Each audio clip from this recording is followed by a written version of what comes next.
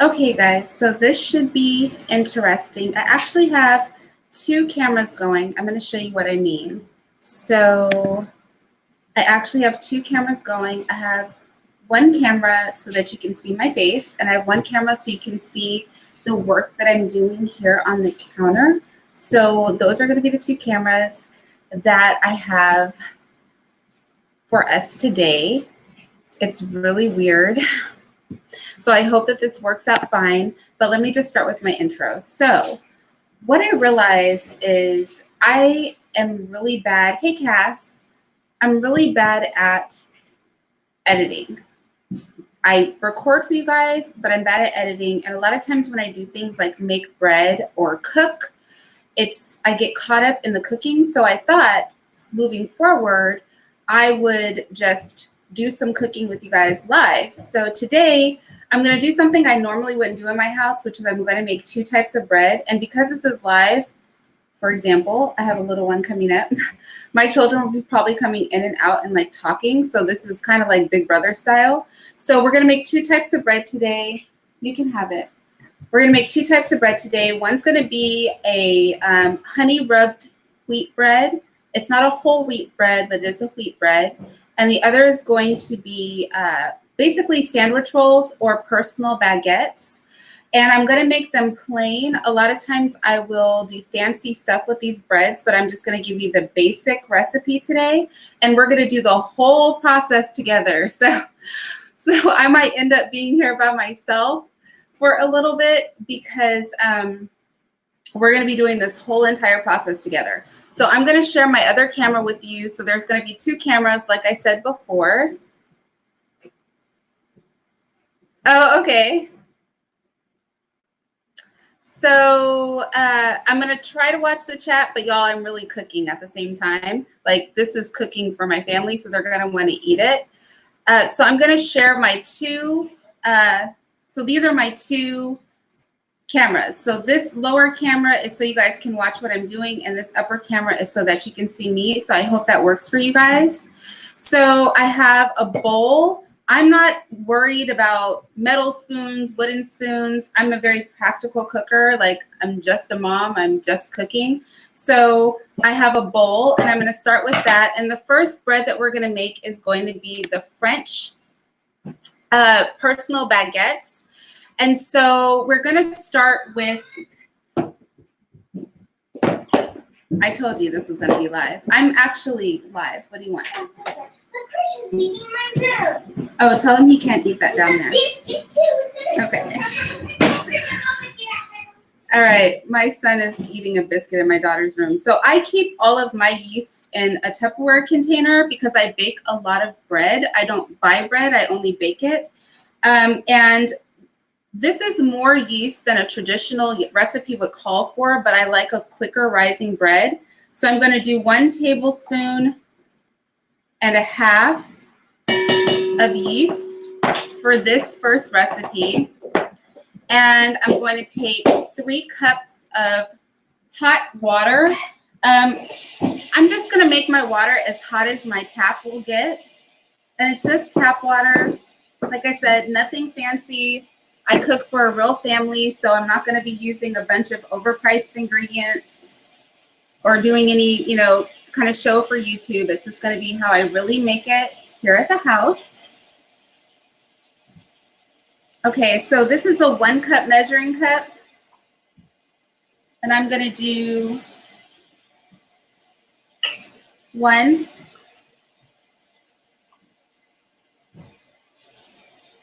2,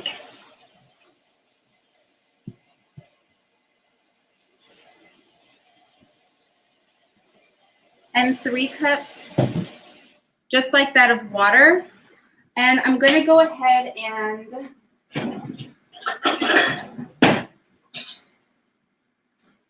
even though this is a French bread and it doesn't call for this, I'm going to use, and I eyeball this, what amounts to probably about a little over a tablespoonful of raw sugar,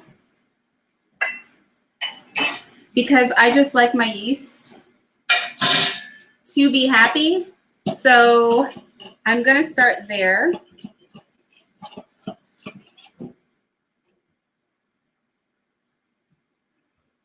And oh my gosh, I just lied to you guys.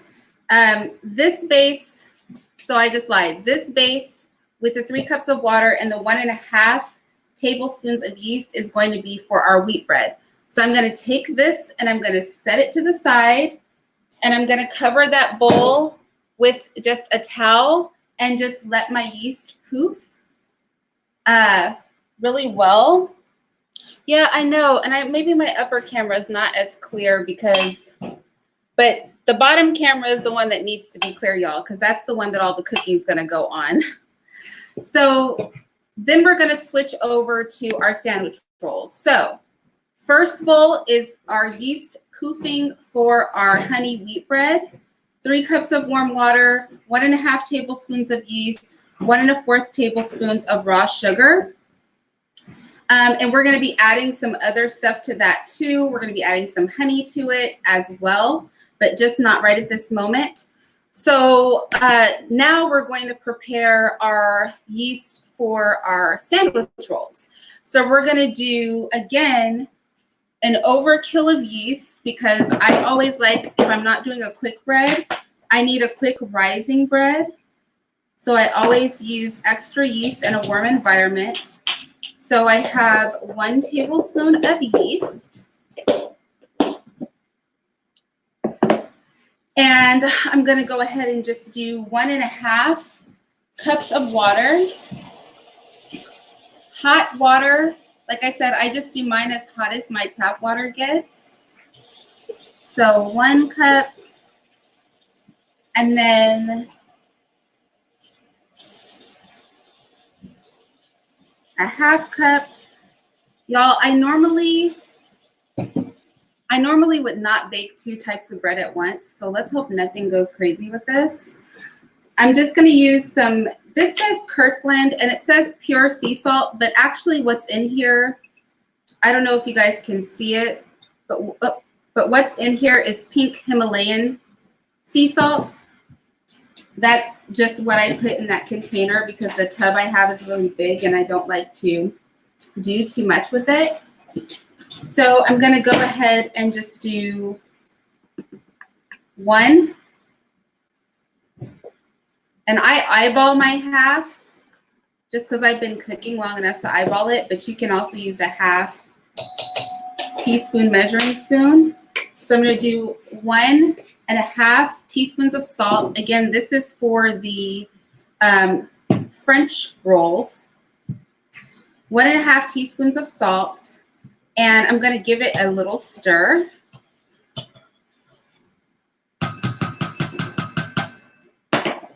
And I'm going to give that yeast an opportunity to get a little happy too. I'm going to just cover it and I'm going to set it to the side. So going back to our wheat bread, and you can pick which bread you want to make and just focus on that. So I'm trying to encourage my wheat bread to poof a little, or my yeast to poof a little. So I'm going to go ahead and add some of the other sugars that go in this bread. And this is a sweet wheat bread. So if you have kids or people who aren't really fans of wheat bread, this wheat bread works really well for them. So inside this bread, I'm going to take 1/3 cup of honey. Right now I'm using clover honey, but wildflower honey is good too. And honey, they do have slightly different flavors. You could also use orange honey, would be a good honey for this bread. Clover honey, I think, is one of the most common honeys that you'll find. I'm reaching into my drawer here. All right, and so I'm going to just drop 1/3 cup of clover honey into my yeast and water mixture. Try to keep track because I'm doing 2 breads. There's no way I could have done 1 bread at a time. It just, y'all, you wouldn't have got the second bread. So I just had to do them both while I was motivated. So I hope it's not too confusing. So 1/3 cup of honey. Yes. Yes. 1/3 cup of honey. And I'm going to go ahead and give that a stir as well. And I'm going to go ahead and also add in here 2 tablespoons of melted butter. And again, this is for my honey rubbed wheat. My littlest one is paying us a visit. And I'm going to cover that, and I'm going to set it to the side. Okay. And then next, we're going to bring back our bowl for our French bread. Yeah, I think you can definitely pull off baking bread. It's super easy. So again, in this particular bowl, we just have 1 tablespoon of yeast, and we have 1 1/2 cups of water, 1 1/2 teaspoons of salt. And this is just a plain French bread. And we're going to just do it plain, even though sometimes I like to zhuzh it up and add rosemary and garlic and all kinds of yummy stuff to the inside to get a really aromatic bread. This is just a plain one, because once you know how to make the plain one, you can make it into anything you want, right? You can make garlic bread, you can make rosemary bread, you can do all kinds of different things with it. So we're going to go ahead and use white bread flour for this. And not really bread flour, it's just white flour. And that's what we're going to use for this one. And for the wheat bread, we're going to use red wheat. I have some white wheat as well, but we're going to just be using red for the wheat bread. The white wheat is a little bit sweeter. The red wheat, not so much, but it doesn't really matter for the wheat bread. But for our French bread, we're just going to use white. And I really eyeball, and so I should probably just bring the flour over. So this is my flour container right here. And I really just kind of eyeball how much flour I'm going to use. I wish I could give you guys an exact amount, but I can't. So maybe let's just see how much I put in there, because I kind of go by the consistency of the bread. So what I find is the less dry the dough, the more puffy and moist and delicious the bread. And I'm not leveling my flour or anything like that. None of that kind of stuff. I'm just going to go ahead and add 1 cup of flour. I'm going to do 2 cups of flour. And then I'm going to set my 3rd cup of flour to the side. And I'm going to stir this up to see what kind of consistency I get.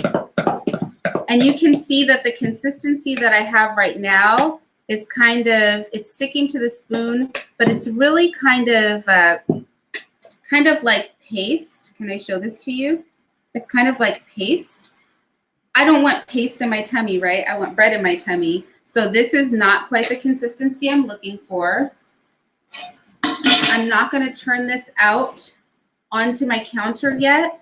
I'm going to add a little bit more flour, maybe a 1/4 cup for you. I would probably do a 1/2 cup at a time because I'm more used to making bread. And now you see when I stir it, it's starting to pull away from the edges of the bowl, right? So it's not as sticky. When I stir it, it's not sticking to the edges of the bowl a whole lot, but you can see that it's sticking some. So I'm going to add a little bit more flour. And I like to really mix my flour in, like the last part of my flour on the counter. Even though it gets your hands more dirty, I feel like you get a better dough.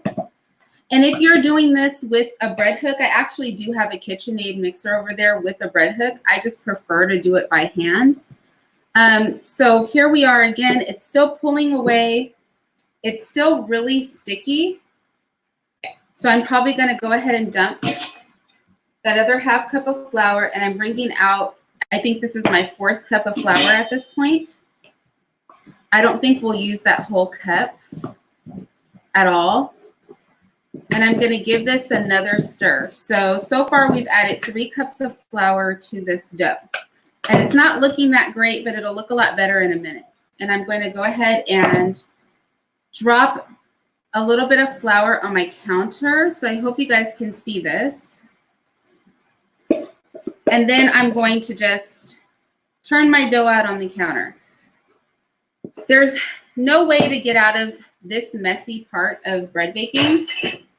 Making bread is like something that gets your hands and your clothes very dirty. You can be a little neat, but not very neat.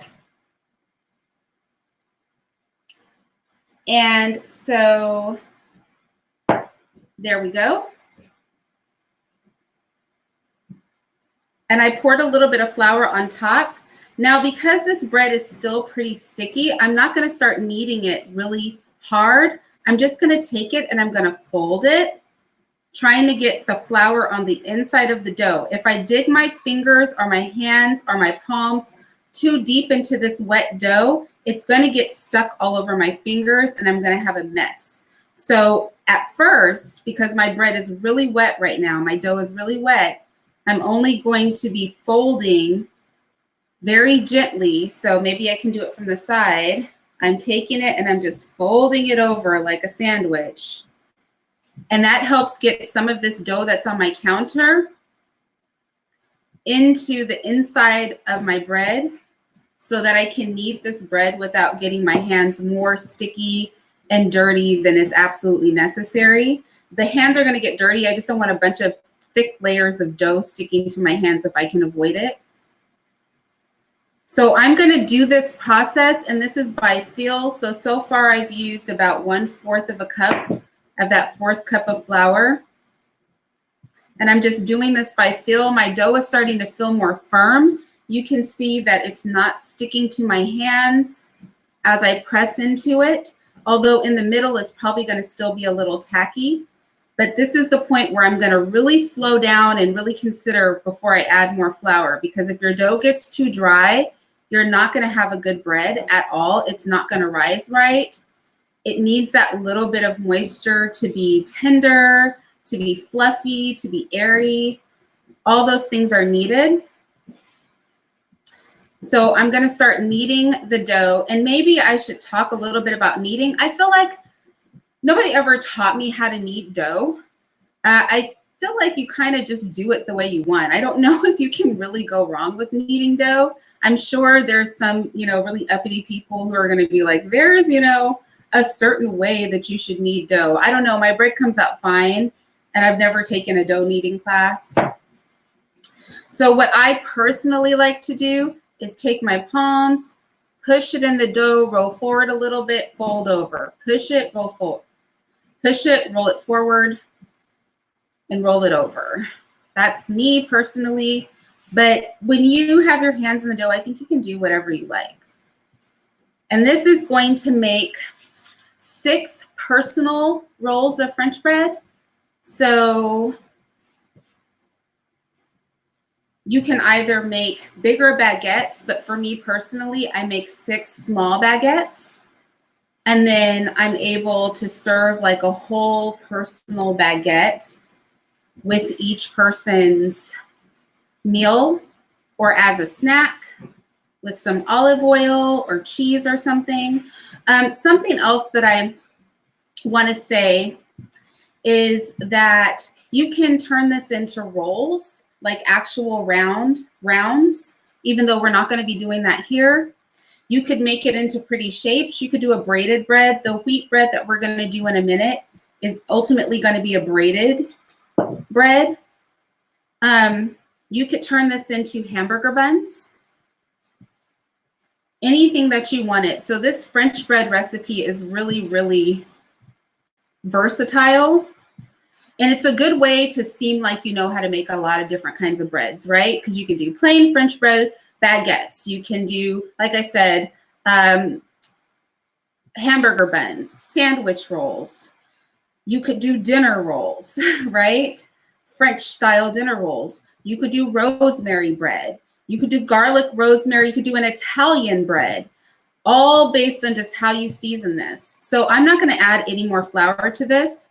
What you can see is that as I knead this bread, it has become very soft and supple. It feels soft to the touch. It's slightly sticky. I want to show you. It's slightly sticky when I really push into it, but as I knead it, notice it's not sticking to my hands. And so as long as it's not holding onto my hand, I'm not going to add any more flour, but I am going to knead it very briefly until it's smooth and soft in my hands. I don't want to feel any hard bumps because that means that there's flour that's not kneaded in or anything like that. I just want bread that looks really smooth, and I'll show you what it looks like because it's about there. It's just really smooth, really soft on my hands, not sticking, but it's not dry. It's sticky. If I really stick my hands in there, it will be a little sticky, but it's not sticking to my counter. It's not really sticking to my hands. So this bread is about to get put to the side.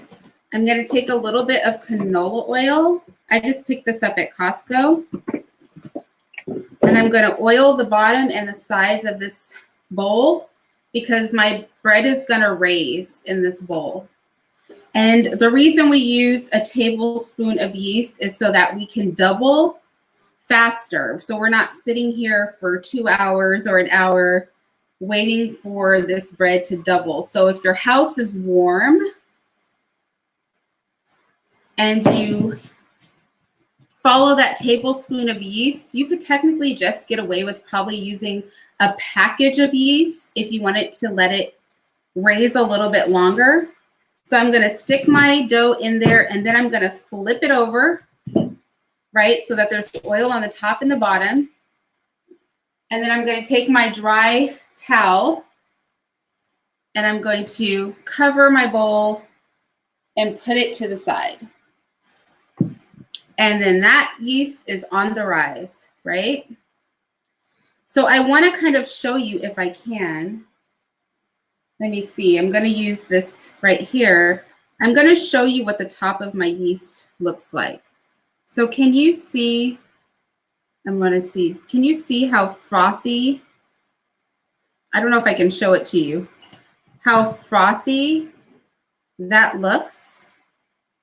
Kind of like a foam on the top of the yeast. That foamy look lets me know that this yeast is ready to work with. It's making babies. It's very happy. And so I'm going to start with our other bowl, which is our honey rubbed wheat bread.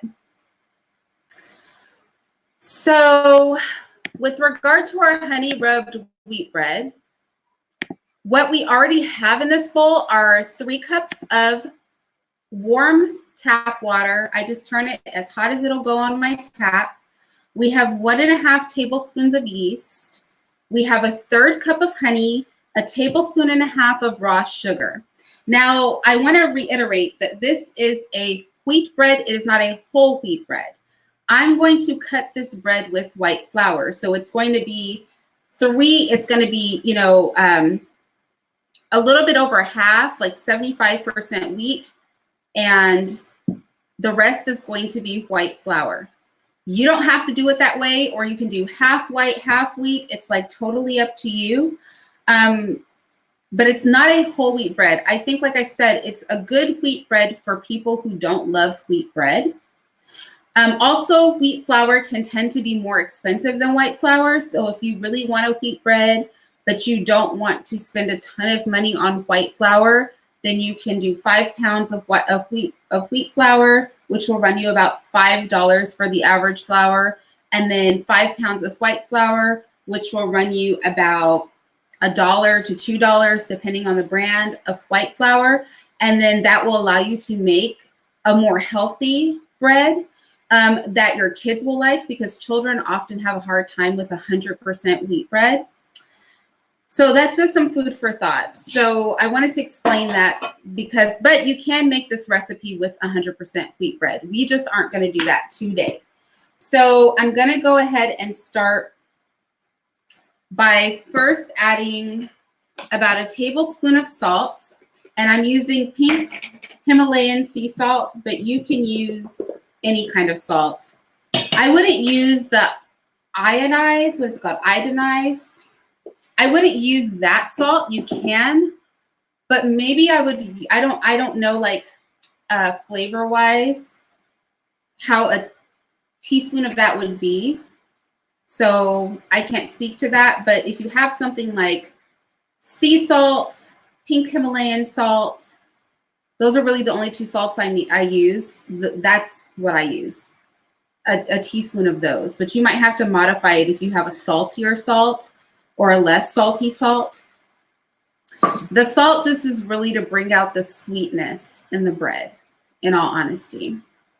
So I'm going to go ahead and do off top 3 cups of white flour.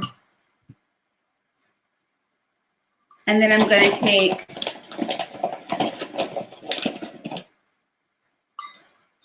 2 cups of wheat flour to start. And then I'm going to take a 1/3 cup of wheat flour.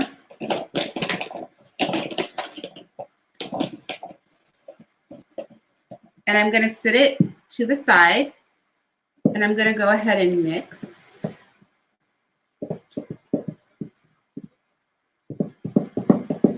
And this is going to make 2 giant braided loaves of wheat bread. And you'll probably even be able to get some sandwich rolls on the side. Last time I made this bread, I was able to do 2 braided rolls, 1 twist roll for Mr. And I think that's it. I think I did 2 braided rolls and 1 twist roll for Mr., which was pretty large.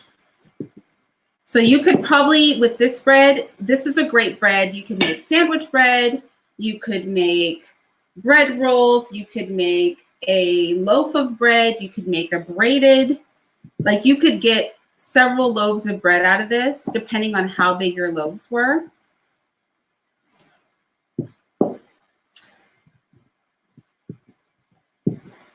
So this is a lot of flour. 3 cups of water makes a lot of bread. So it's pretty sticky in the bowl right now. I'm going to go ahead and add my last cup of wheat flour to that, but I probably won't fully mix it in the bowl. I'm probably going to turn this out on the counter. But when I turn it out on the counter, I'm going to be using white flour for my kneading. So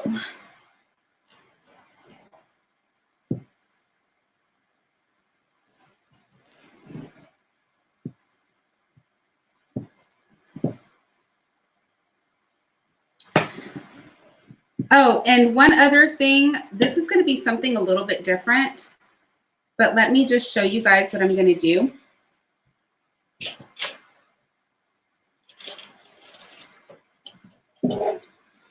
I'm also going to be taking some brown sugar. This is light brown sugar. And I'll be taking a little bit over 1/4 a cup, not packed. And I'm going to be lacing my cooking surface with it. So again, it's a little bit over 1/4 a cup, not quite 1/2 a cup. And we're going to lace the cooking surface with that, okay? Or the kneading surface, I should say. And then I'm going to turn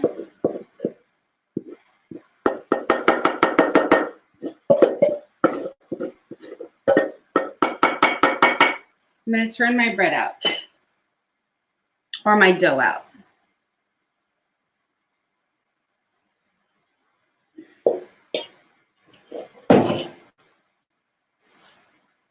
And I'm going to use the same process that I used last time, which is,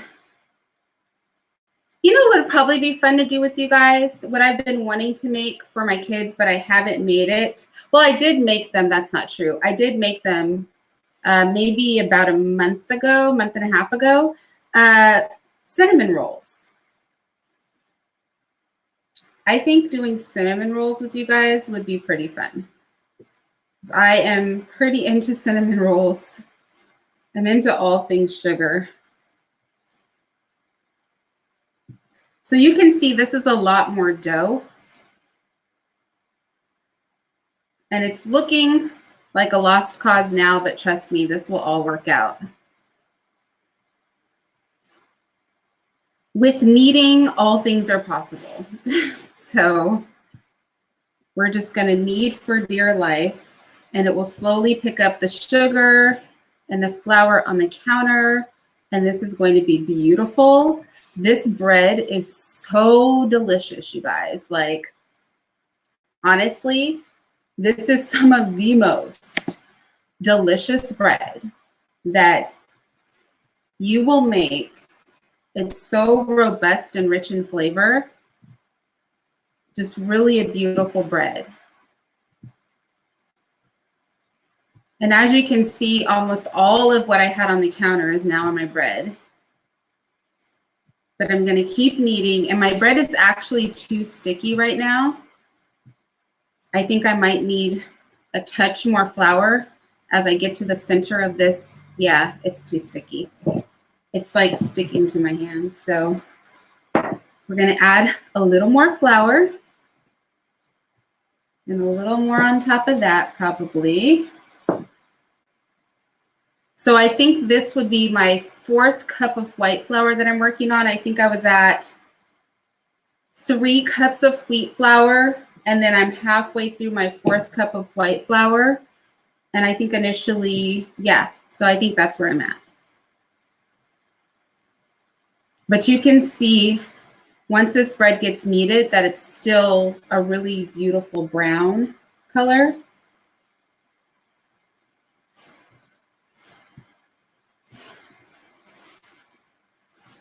And I'm actually going to have to clean this surface because it's a sweet bread and I don't want that sweetness getting on my other bread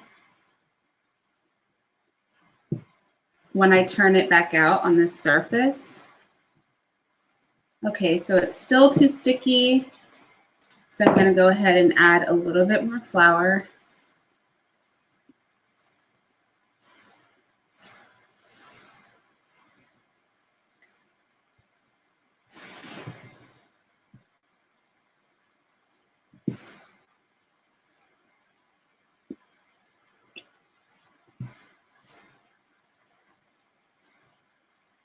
Oh, it's so much work. Kneading this bread is a lot more work because there's a lot more dough. Also, I normally would not make 2 separate types of bread at one time. So my arm is objecting to all this kneading. You can see this is starting to look a lot better than it did when I turned it out. It looked kind of crazy when I first turned it out on the counter. But we're just going to knead it to within 1 inch of its life. Honestly, with bread, the more you knead the bread, the better the elasticity of the bread. The fluffier your bread, the better your bread. So if you just want to knead till kingdom come, I don't think there's a such thing as over kneading bread. Don't quote me on that. I just don't think there is, though. I think you can only get better as you knead. So I think I'm good on flour. See how it's sticking? Let's see. I think I'm good on flour, but if I get to the center of this and it keeps sticking to me like that, I might add just a tad bit more flour, but I don't know. I don't think I will need to. You want to make sure that you're rolling and pressing in kind of like a fold so that you get the dough that's on the inside of this ball to come to the outside of the ball so you can work it too. It's kind of, I think, the goal of kneading is just to get the inside of the ball to the outside of the ball so that you can rub on it and make it nice and supple. And this is looking beautiful right now. So you can see how pretty it is. That is beautiful. I'm very happy with that. And I'm going to just do the same thing that I did with the other bread, which is I'm going to take a little bit of canola oil, pour it in there, make sure I oil the sides of my bowl. really well, because this is going to rise to the top of the bowl.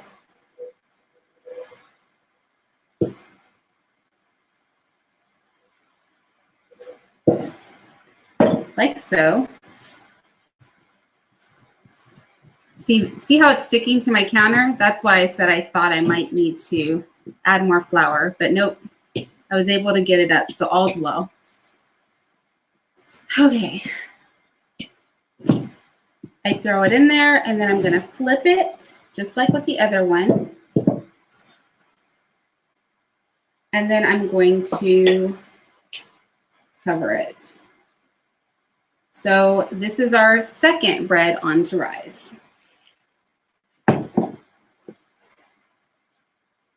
And since this is the real world, there's no editing here, I'm going to start to wash my hands, clean my work surface, and then our bread is doing good. I'll probably chat with you guys in a minute, but I'm going to clean my work surface, put my yeast up, all the stuff I would normally do in real life. If I were making bread, I'm going to do it right now because I'm really making bread.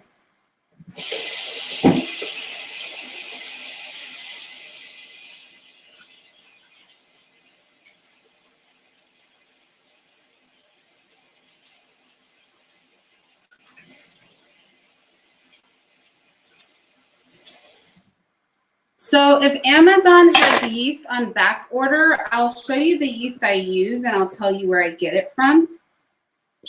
I use this yeast. Let me find it.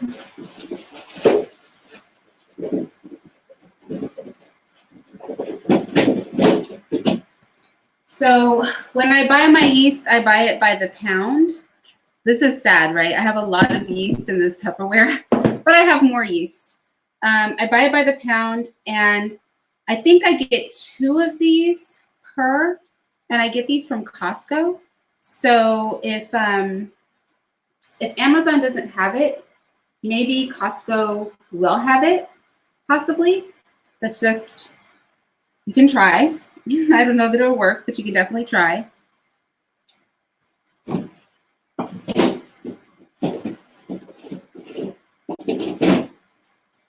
I feel like everybody's not going to buy yeast. You know? Yeast is like one of those things, I almost feel like yeast is like a specialty item. Like so few people are really making bread like that anymore. And a lot of people won't buy it in the big tubs, because a lot of times when you find a yeast recipe, it has like a pack of yeast or something like that. And I think most people buy it by the pack, so you can save money and probably find it easier if you buy it in bulk.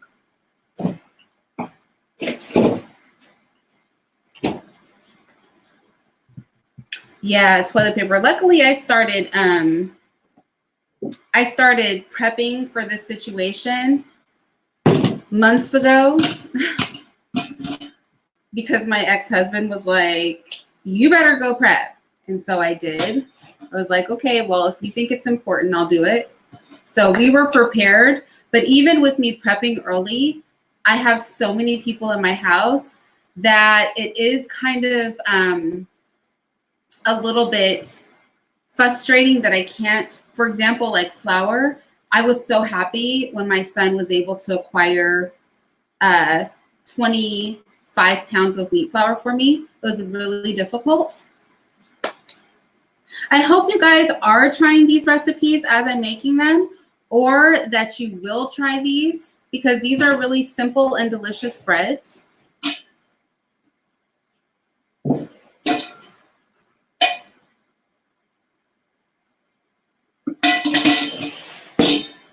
So like I said, I'm going to clean my work surface. Some things that I'm going to have ready is I have a little bowl with some olive oil.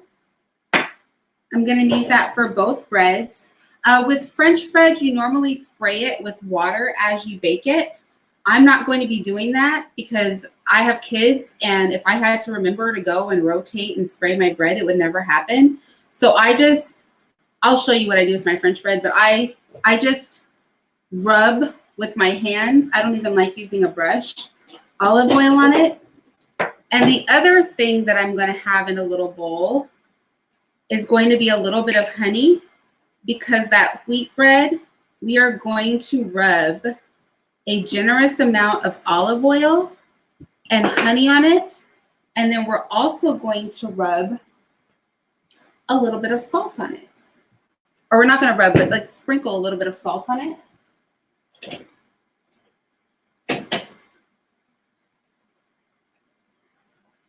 I hope you guys do not find it rude that I'm about to run my dishwasher. I'll stop it if it's like insanely loud, but like this is real life.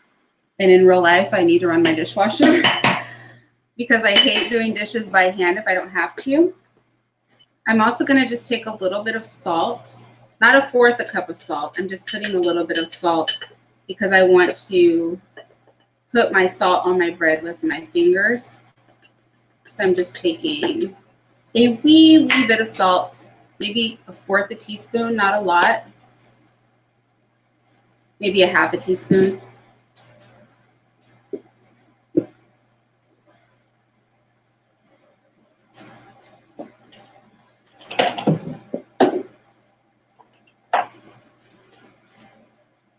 And you guys, this is really all the stuff I do when I make bread. Like, as my bread is rising, I clean my surfaces. I refill my salt. I'll probably make myself a glass of tea. I'll do all of that. And then by the time I've done all that stuff, my bread will be happy and ready to go. Probably when I make my tea, I'll move my bowls over there so that they can be near the warmth of my stove.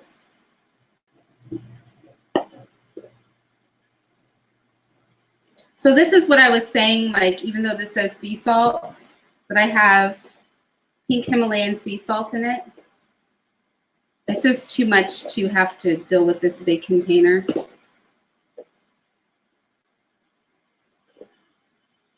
And even though this container looks really big, it's really not that big. I think this container is probably like 2.5 of these. So I was a little bummed when I found that out because it looks like a lot of salt until you put it into one of these containers. And then it's like, oh, that's not as much salt as I thought it was. And you actually cannot find this salt at Costco anymore.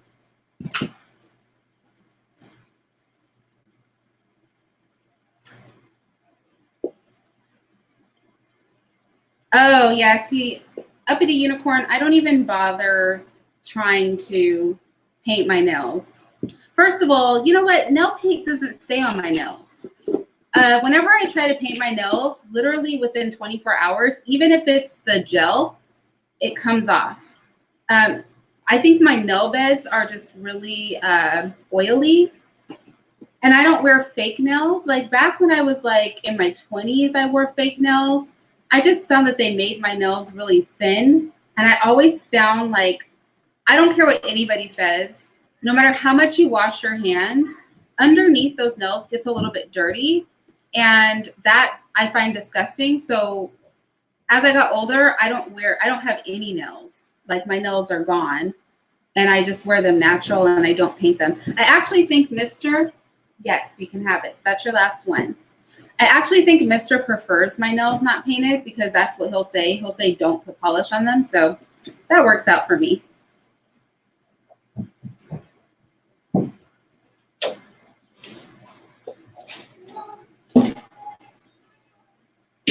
I do like the look of artificial nails though. Or, you know, sometimes people grow their nails long under the acrylic. I like how they look. I think it looks super feminine. I just, in like execution in my real life, I don't like that. You know, since I just started that, I could literally throw all this stuff in my dishwasher. I'm going to do that.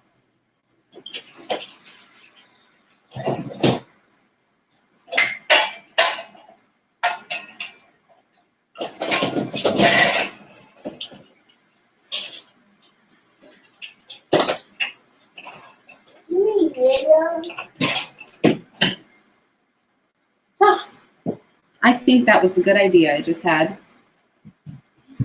I was going to be, okay, I have a confession. I was going to be like, do something I don't normally do, which is I had one spoon for like each bread. I didn't use the other spoon because in real life I would not switch spoons. But I was going to do it because I was like, people are going to judge me if I don't switch spoons, but I didn't switch spoons because that's not true to who I am. So I guess y'all just got the unadulterated reality of how I do things.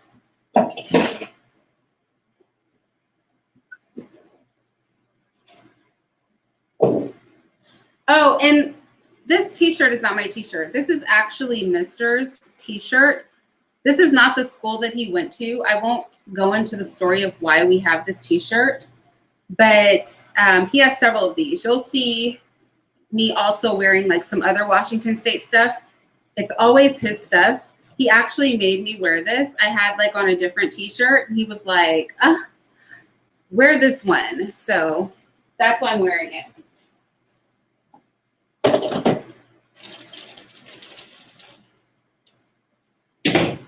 This is so weird, y'all. I feel like you guys are watching me live my life. It's like hecka freaky. Like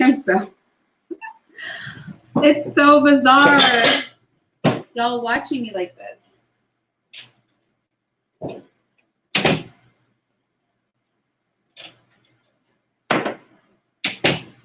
This is very different than having something contrived to speak about like I do on my other channel because I'm really just in my kitchen cooking. It's kind of like we're hanging out. All I need is a glass of wine. Where is the wine? I don't keep liquor in my house. So if I want to have a glass of wine, I have to like plan ahead to have it because I don't like keeping alcohol in my home.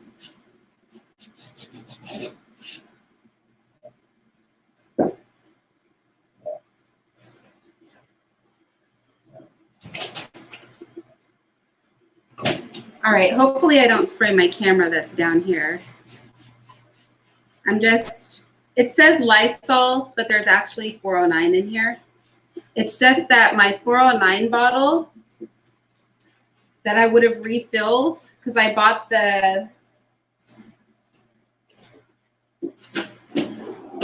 these big things of 409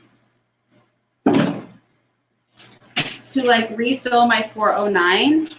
And unfortunately, somebody carried my kitchen 409 bottle into the bathroom. And I was like, do not bring that back in my kitchen. Like, why would you take my bottle into the bathroom? I can never use that bottle in the kitchen again. So I had that Lysol one. I don't know why I had it. And so I'm using that.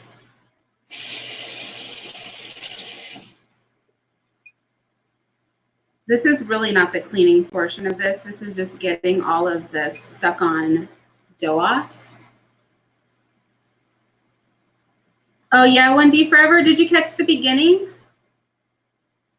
Oh, I 409 everything. Y'all, I use bleach and 409 on every surface. Everybody's lived. But I bleach and 409 everything. I don't even need a virus to get me to do that. I will do that anyway, just because I'm really weird about like cleanliness and germs. It's like in my bathroom, I don't use towels to clean my bathroom because if I use a towel to clean the bathroom, I have to throw it away. Like I could never wash it and use it again. If I tell you guys like the weird things that I do because I don't like germs, you'd probably be like, wow.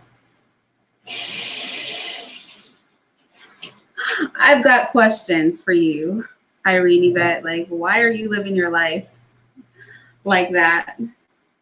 But I'm very weird about, it's like Mr. He's working from here, which normally he's not like here during the day like that. And, oh man, I literally find myself cleaning the bathroom like 4 times a day. Only because he washes his hands and he washes up like a million times during the day. And so he splatters like soapy water everywhere. He splatters it like on the sink. He splatters it like on the glass. I'm like, how are you washing your hands? But he's big and I'm little, so maybe that's why. And so I literally clean my bathroom with bleach like 4 times a day since he's here. Because I could live in a house and you wouldn't even know that I was there. Like literally, I could be in a house and nobody would even know that I existed.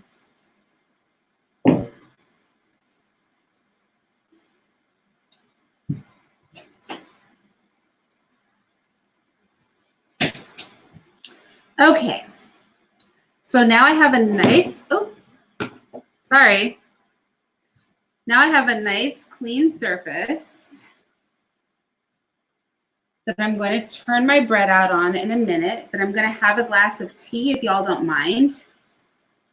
Like I said, I guess this is a little different than like a pre-edited video because we're really making bread together. Like, I'm going to check on the first bread will likely turn out. And it looks very happy. I'm going to set it over here.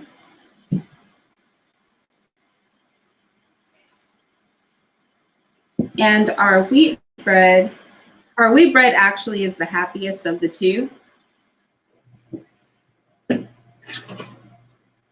At least that's what I call it. I call it being happy. Like when my bread rises, I say my bread is happy.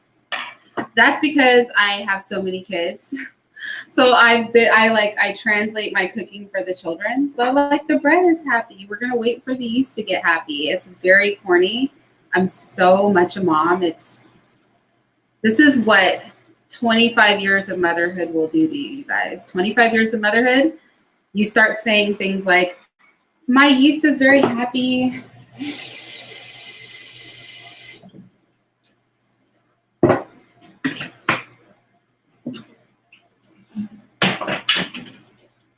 What I should really do, which would be fun and would blow your minds, is have one of my daughters come do a demonstration of making something. Because my daughters can cook, like cook whole 5-course meals, cook everything from scratch. My little girls can do it. I actually have some old videos at our other house that I might put up where I actually do have my little kids coming with their own recipes and like cooking their own recipes. Like I think I have one with Elizabeth and she calls it, what does she call it? She calls it baking powder pie. So it's like if you like baking powder biscuits, she makes baking powder pie. And it's her own little recipe. It's super, super cute.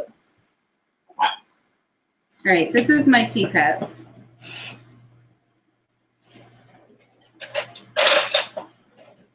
This is my spoon. It's not supposed to be in that drawer, but that's my spoon. And this is my teacup. Let me see if I can get you guys back where I had you. Okay, hopefully. All right, hopefully that'll be,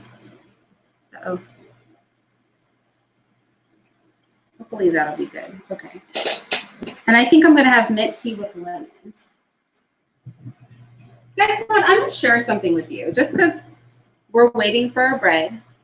But these little containers, sometime on my other channel, on this channel, for whatever reason, I don't have a community tab. Maybe because I don't have enough subscribers on this channel.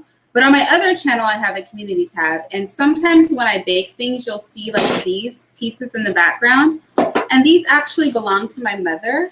And some of them broke in one of our moves. And I pasted them back together because that's how much I love them.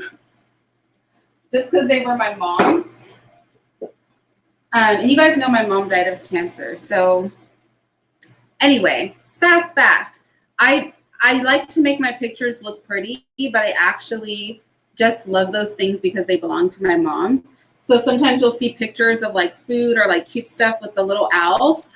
Oh, but I have to show you the owls because so many of you guys like these owls, and I just have to show you how they work.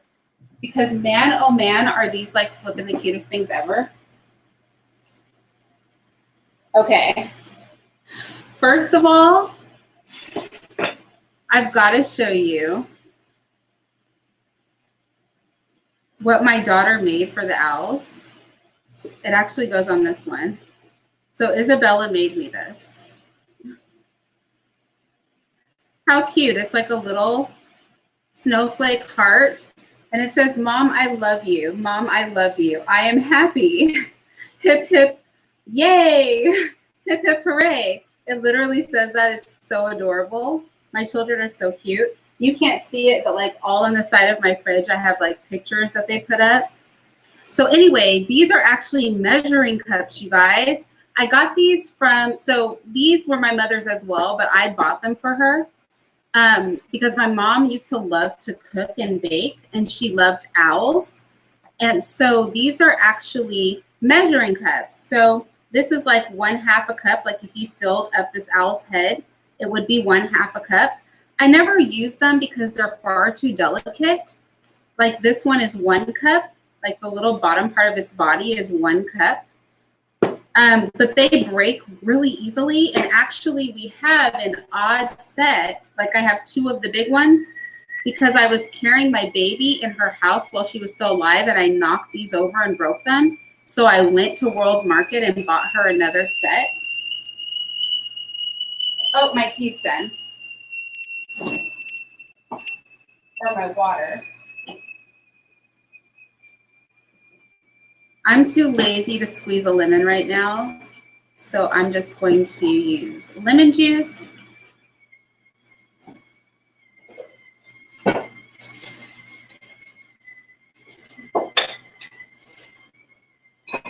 I think I'm gonna have mint tea, but I'm gonna do 2 tea bags.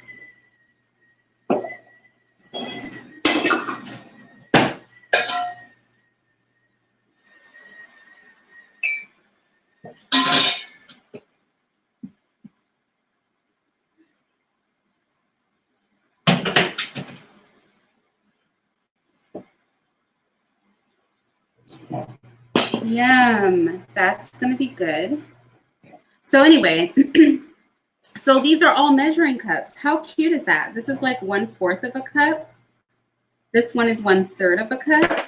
It's just too flipping cute. And this is like a tablespoon and a teaspoon. And they also are nesting. How sweet, right? Oh my gosh, if you have somebody, if you know somebody that loves owls, I mean, this was years ago that I bought these, but you know how factory produced things are, like they have them forever.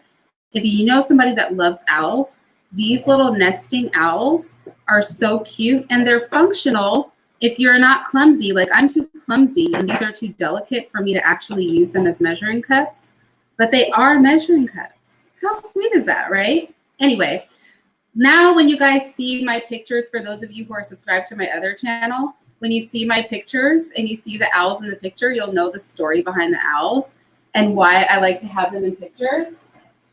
It's not just for vanity and like wanting a pretty picture. It just happens that they are pretty, and I do keep them in my kitchen because they have sentimental. If you go through my house, a lot of times, like when I frame different parts of my house, a lot of the pieces of my house have like a story behind them. Like on my 3rd floor, on the 3rd floor of this house, I have a lot of artwork of maps. And my mom traveled the world and she was a master diver. And so like when I look at those maps that I have like throughout my loft and throughout my 3rd floor hallway and all of that, it makes me think of her. So anyway, we're just gonna chat it up for a second. Oh, it doesn't come until you have 1K subscribers. Okay. So we're still waiting on our bread. I don't want to rush it, you guys.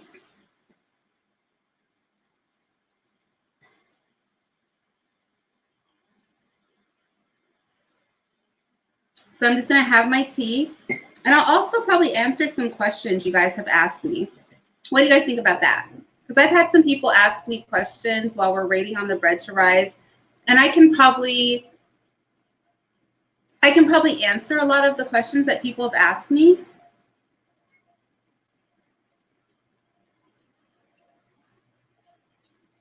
So will I make a video with, a story tour? Oh, that's a good idea. That's a really good idea of the unicorn, actually. That would be a really good idea. Like the couch that I want in my loft has a story behind it.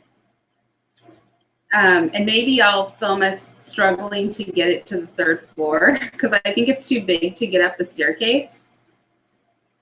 Funnily enough, that's how I got the couch, is it was too big to get through the front door of the woman who owned the couch. She bought the couch and she couldn't get through her front door.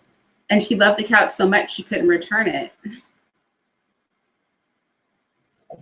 And so I bought it at a bargain price, and it was the first couch. No, it was the second couch in my life I had ever bought that completely exemplified like the things that I love in furniture. Okay, so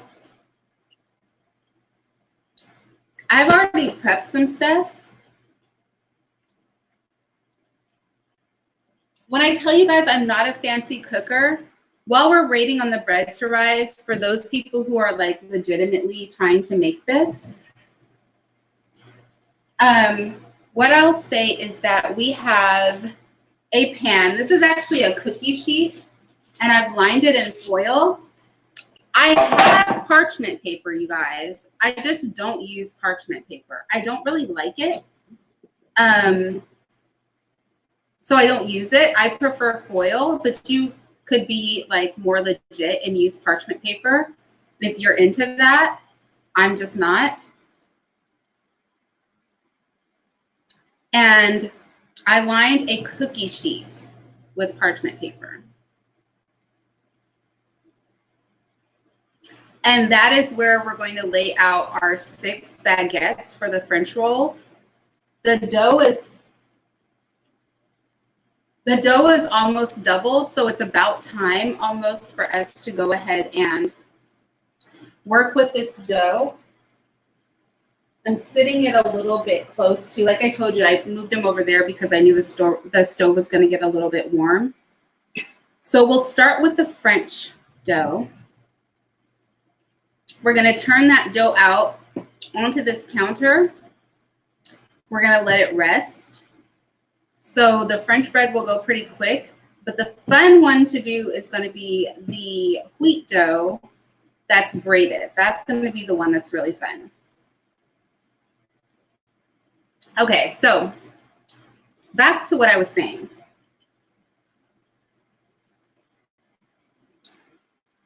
So answering some questions you guys have asked me.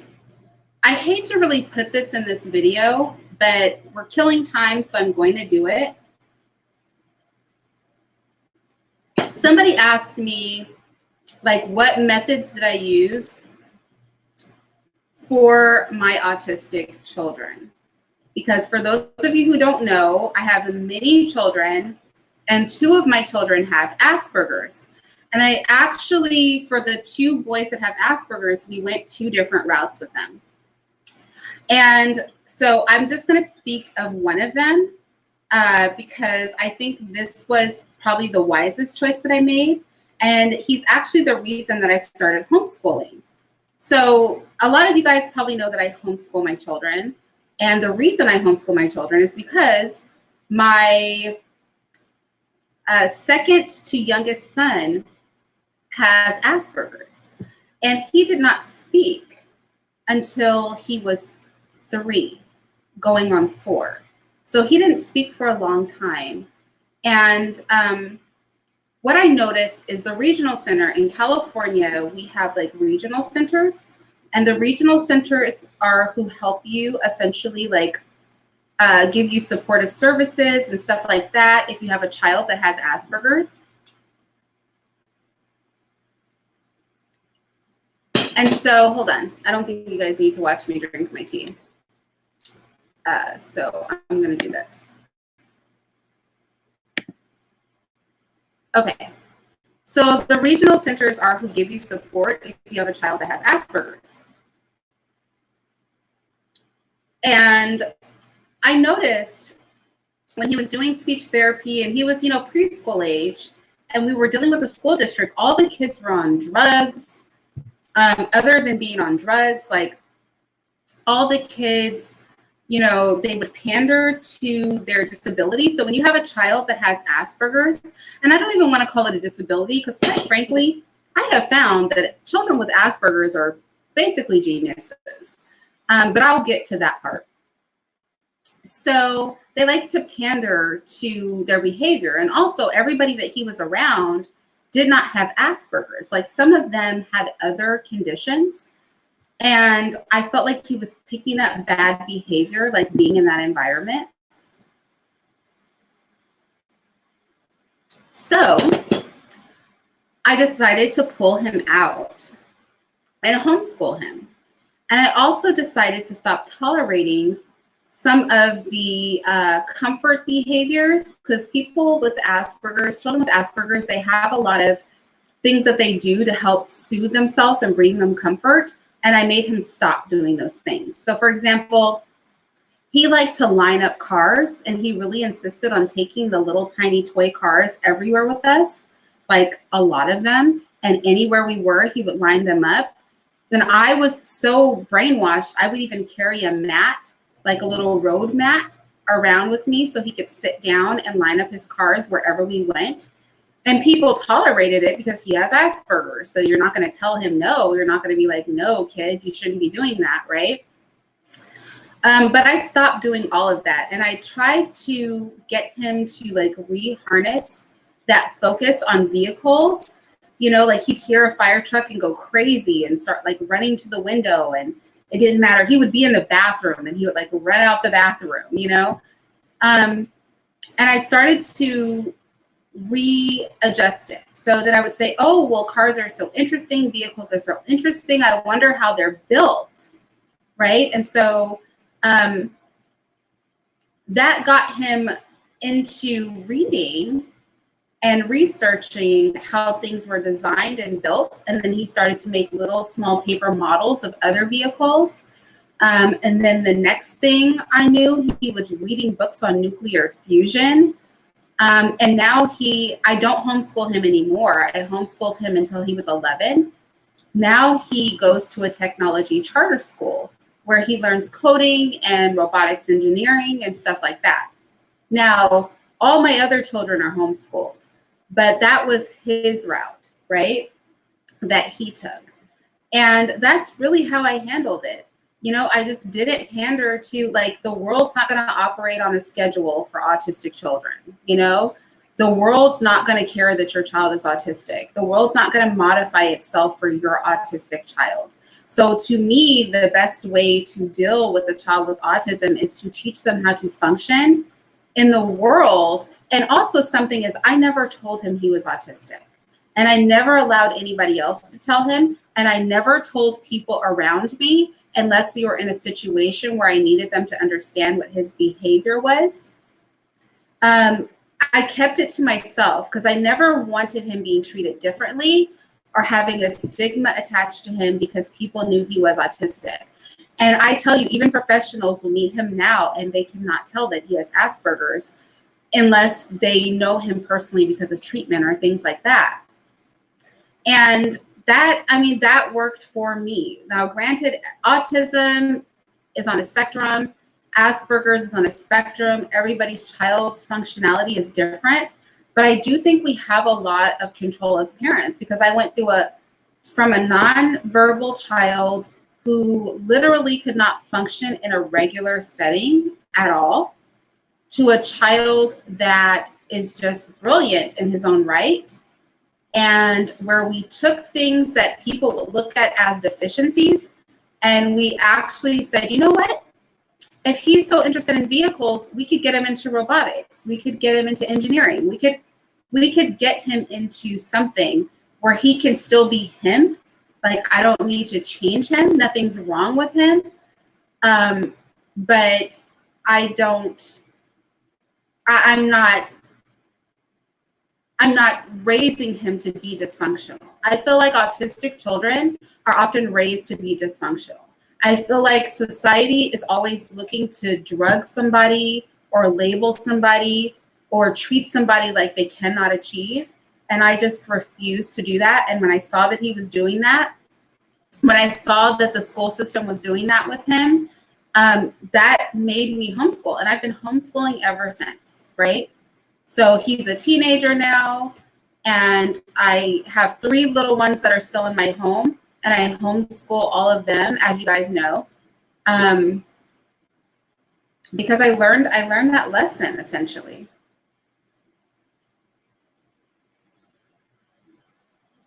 Okay. Oh, you have a nonverbal relative with Asperger's? Yeah. And you know what I think? You know why I think a lot of them remain nonverbal? Because honestly, I did not realize that my son was not speaking until a speech therapist saw us at the store together and said, you know what? Do you realize he's not speaking? Because I understood him perfectly. So I never noticed that he was not speaking because I was able to communicate with him. I always knew what he wanted. He always understood me. So I didn't notice he wasn't talking because I wasn't like watching him like, are you going to meet your milestone? And so until a speech therapist saw us in public and approached me, I would have never thought to get him assessed. And I think a lot of people, like, it's kind of that way. And that's why a lot of people remain nonverbal, is because they can get away with it. You know, I know kids with Asperger's who act a complete and utter fool with their parent or caretaker. And when they come around me, I don't tolerate it, you know, and they act right. They suddenly know how to behave. I think sometimes we can, I have a sister who has a disability. She has like something is wrong with her muscles where they're kind of like deteriorating.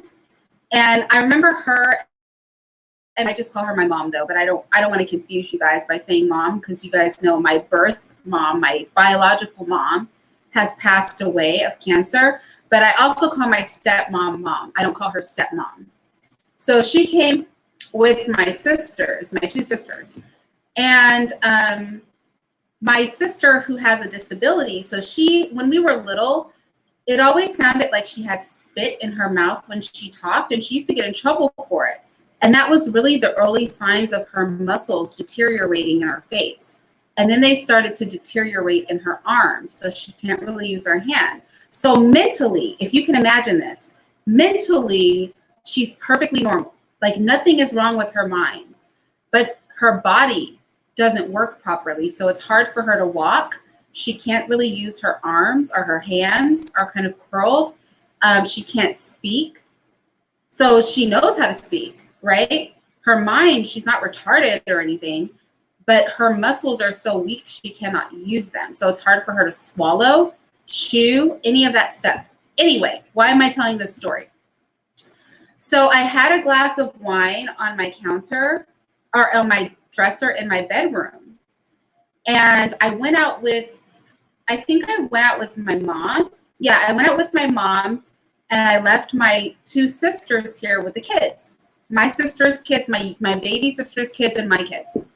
And I came back, and my sister, the one with the disability, she had gone in my room, drank my whole bottle of wine. Now, mind you, this is a grown woman we're talking about. She drank my whole bottle of wine, got in my bed with rice all over her, rolled all over in my bed with rice all over her, and did all this crap. And I come home, and it's like carnage. There's rice in my bed. My wine has been drunk. She's been through my room. And my mom is going to go, oh, she doesn't know what she's doing. I was like, Renee knows what she's doing. Now, she may not be able to talk, but her mind is perfectly fine. I was like, Renee, stay out of my room. Like, I treated her like any other person. And she was cracking up. My sister was like laughing because she knew that she knew what she was doing. Like, your muscles may be weak, but your mind is perfectly fine. Girl, stay the hell out of my room. Don't be drinking my wine and rolling around in my bed. So my point in saying this is that a lot of times we focus on what we view as limitations in people, and that dictates how we treat them.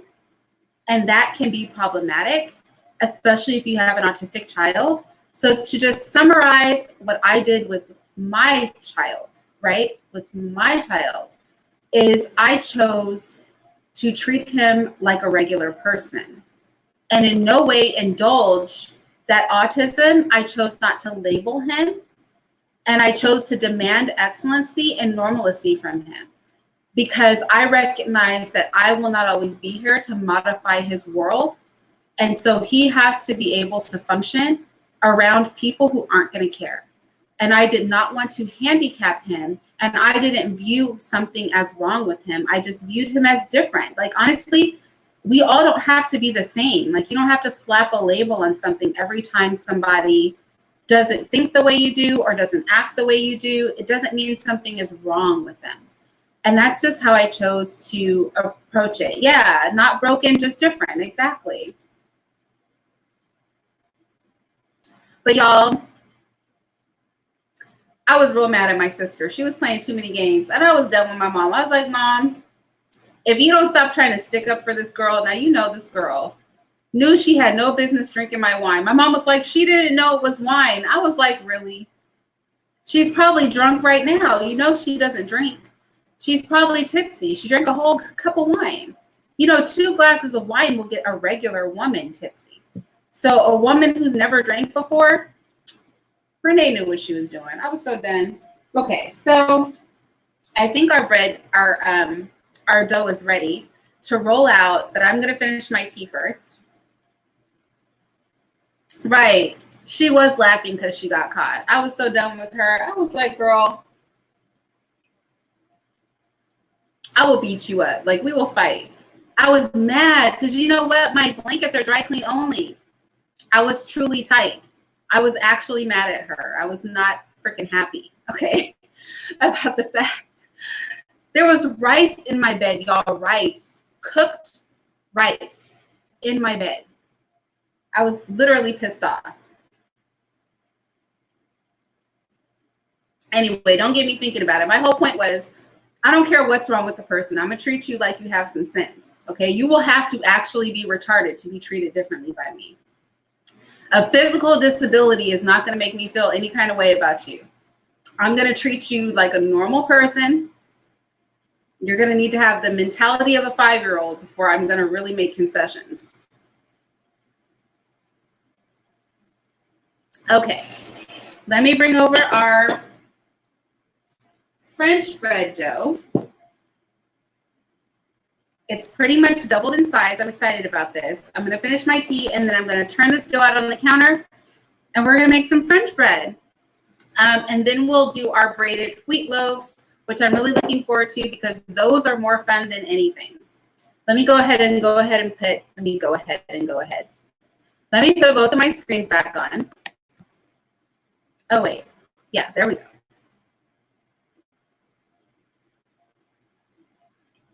I'm literally going to finish my tea, though. Yeah, Elijah. I do choose to see the person and not the thing that we perceive as a problem. This tea was so good. I don't know if any of you guys have tried mint tea with lemon, but it's bomb. Okay. Puckering. So going back to our French bread,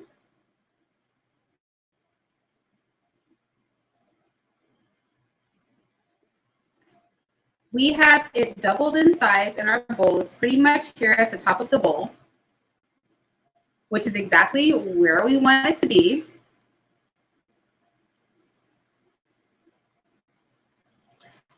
And then we are going to punch it down, which literally you just punch into it.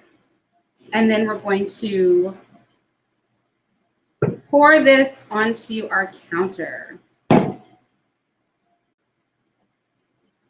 And that is our dough, and it is beautiful. It's a beautiful dough. Yeah, up at a unicorn. You know what? I did not know that they went together either. The way that I learned that they went together is basically Mr. told me to make it for him one day. So we're gonna break this into 6 pieces, as equal as you can make them.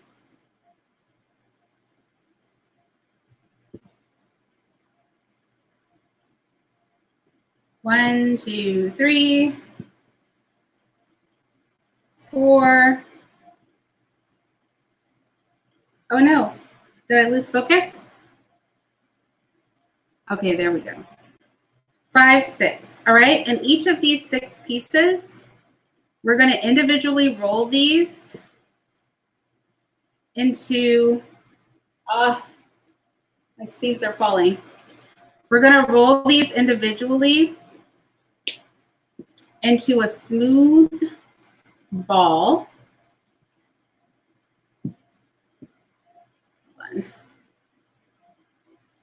I poured out the oil with the dough, and I have too much oil now.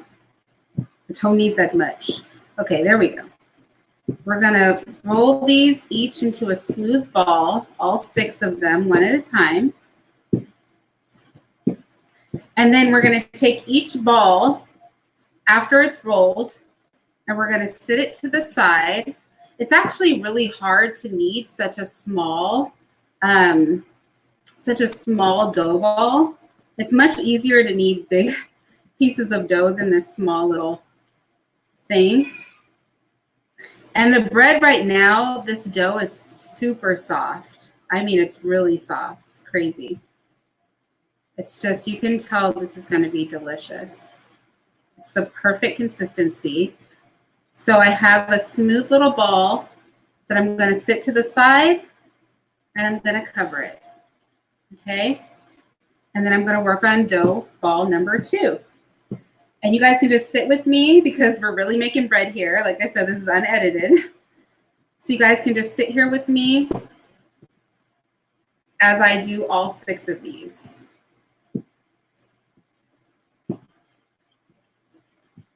And if you choose, you don't have to do 6. Like I said, I'm doing 6 individual baguettes. So these balls will ultimately be baguettes. But you guys don't have to do that. You can do 2 baguettes. You can do 1 huge baguette if you have a pan to accommodate that. But for my purposes, I'm going to do it this way. You could use these as a sandwich roll.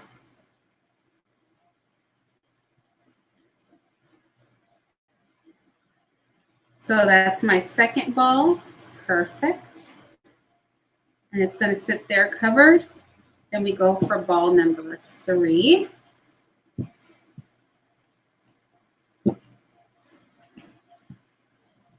I'm just wiping my counter because it's a little too much oil and I need the grip so that I can knead. I don't need it slipping and sliding all over the place.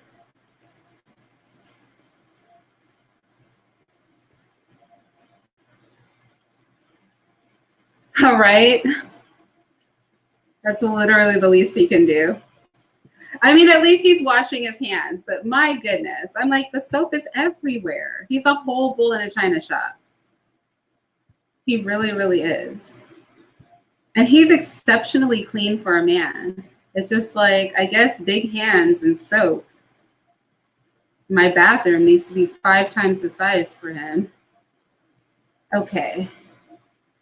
The bathroom on our floor, our bedroom's on the 3rd floor. The bathroom on that floor is the smallest bathroom in the house, if you can imagine it.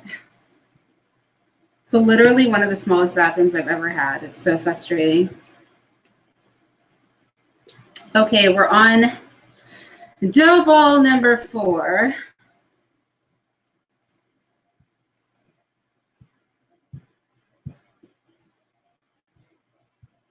So I'm going to roll this one into a nice smooth ball. I feel a lot of air pockets in here, so it rose really well.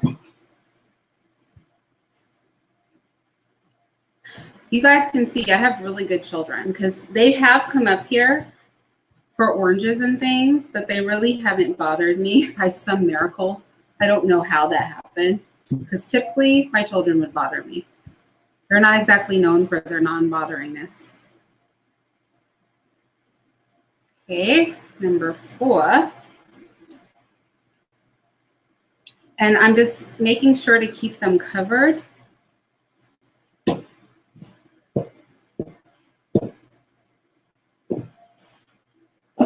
Okay. This is number 5. So technically you want to let these rest for 15 minutes. They should rest for 15 minutes total.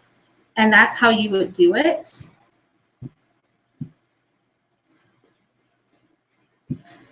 I may not let these rest the whole 15 minutes. We'll see.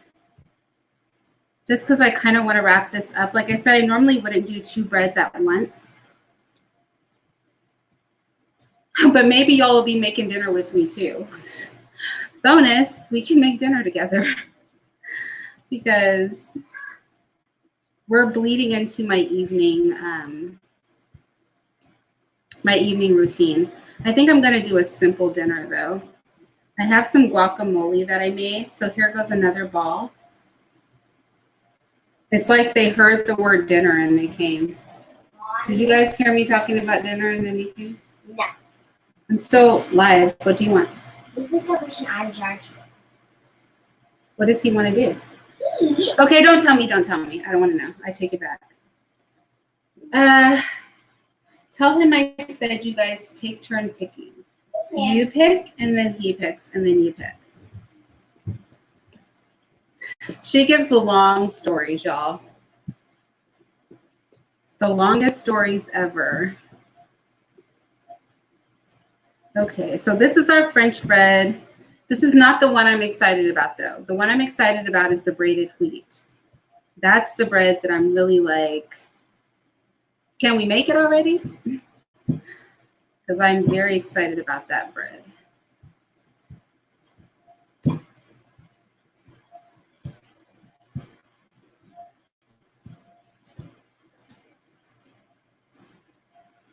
Okay, and right about now I'm about to preheat my oven for the French bread. So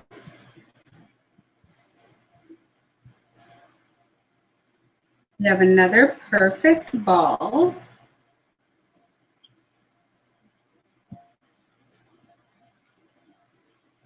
Okay. I'm going to fill this up with water because this has got to be washed.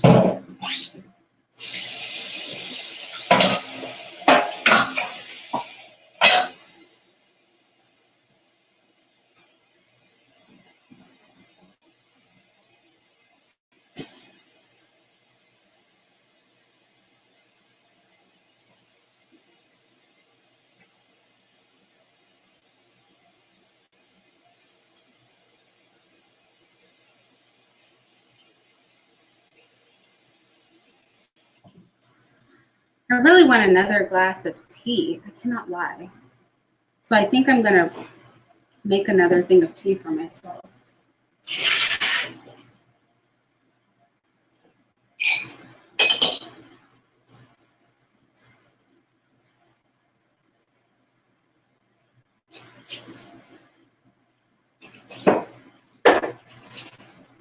This is kind of why it's so difficult for me to make these videos like on the regular and edit them, because normally when I cook and stuff like that, I wouldn't want to be wearing all these clothes, okay? Number 2, it's kind of my time to relax.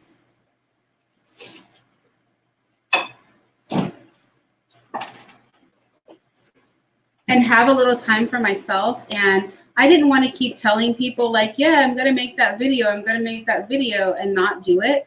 So that's why I figured just doing it live would be easier. Although bread making is a slow process, but I think kind of the benefit of this is that although bread making is a slow process, and this is live bread making, the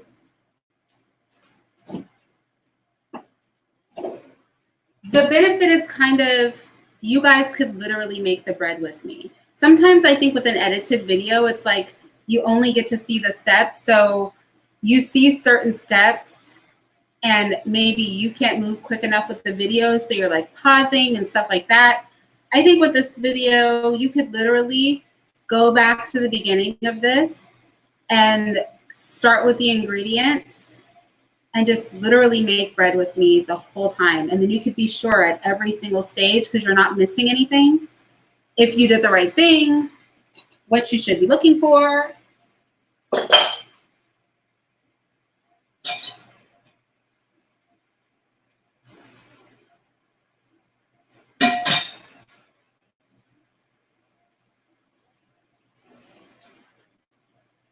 I just want to show you guys our wheat bread. It's insane. It's up, it's already reached the top of the bowl. So this bread is going to be nice and ready to be braided.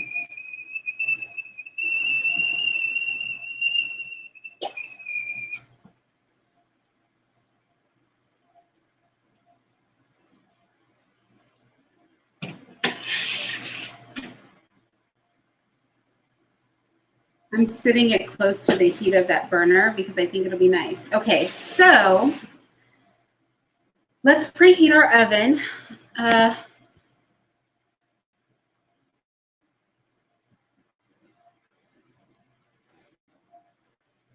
We're gonna preheat our oven at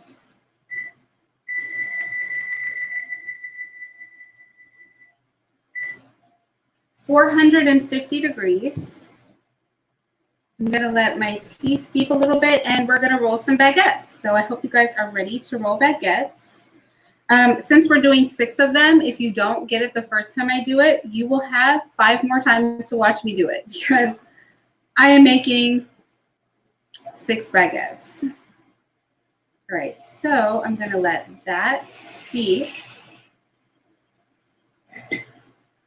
And I like to use 2 tea bags in 1 cup of tea. Isn't that wasteful? But I do. So my dough looks so pretty. I wish it wasn't over here so you could see how beautiful it was. But we're just gonna start with 1. And when I pick it up, it goes flat so you can't see how pretty they are. So I'm going to be rolling a baguette. And it's gonna seem really small and you're gonna be like, why is that baguette so small? But trust me, they poof up, right?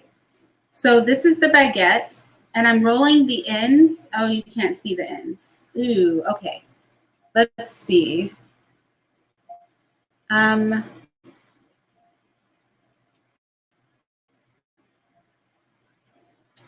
Wow, okay.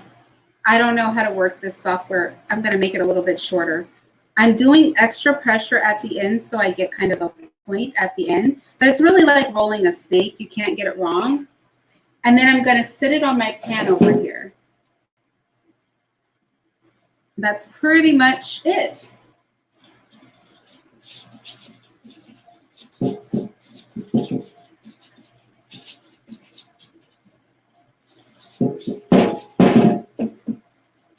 And before I put those in the oven, I'm going to want those to double in size on my pan, so I'll show them to you. So I'm just going to do the same thing again. Again, it looks skinny, but don't worry, this is bread. It's just going to puff up on us. And I'm also covering the bread on the pan. So always just leaving the bread covered.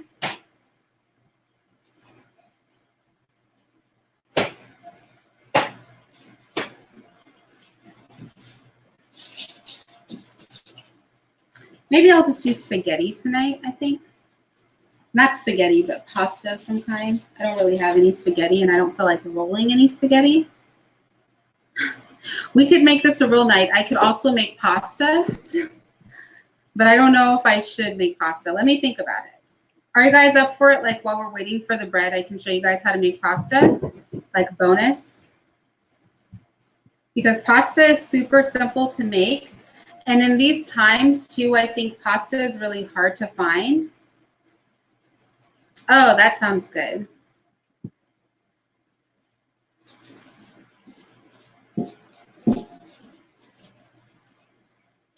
So if you guys are interested in that, maybe I will do that. Maybe I'll do pasta tonight, and I'll just make a quick batch of pasta to show you guys how pasta is made.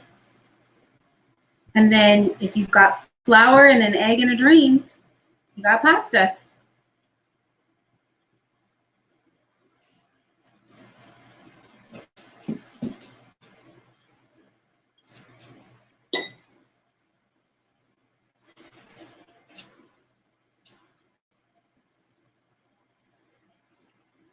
All right, next.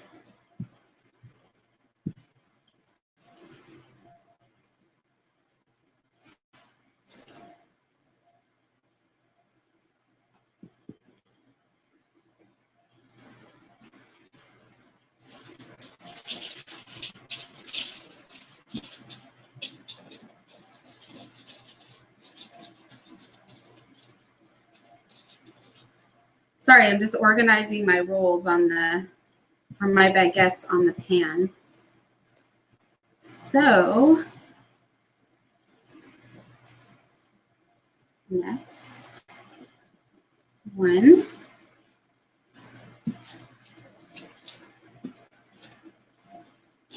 Okay, so these are my baguettes. There are 6 of them.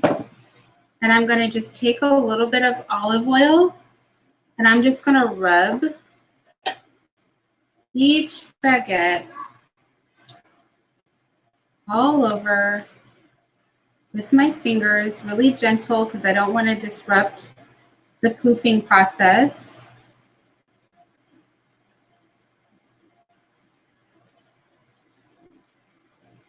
So if you're subscribed to my other channel, you would have actually seen a fancy version of these with like rosemary, garlic. I don't think I put basil in them, but thyme. It was a very seasoned version of these, but these are the plain ones. So I'm just gently rubbing each one. And then you need to take a really sharp knife. I'm very clumsy, so I have some knives that are super sharp, and I don't use them because I would probably cut myself. Because if there is an injury that I can have, you can believe I'm just clumsy enough to have that injury. So I'm just rubbing with olive oil. And then the knife that I'm going to opt for, but you can use, this is a Japanese knife, and this one is really sharp. It's so sharp that if I ran my finger along the blade, it would cut me. We're going to put that knife down because I'm clumsy, and we're going to use a steak knife, and I'm going to just cut into my, and I'm kind of pinching it, but don't worry, the pinches will just settle. I'm going to cut some slices into my baguettes. But like I said, if you aren't clumsy like me, use a really sharp knife. I can't do that. I will cut myself. I will cut myself. So I know my limitations. So I'm using a knife that I don't stand as big of a chance of like creating an open wound on my body. And this makes a really beautiful bread.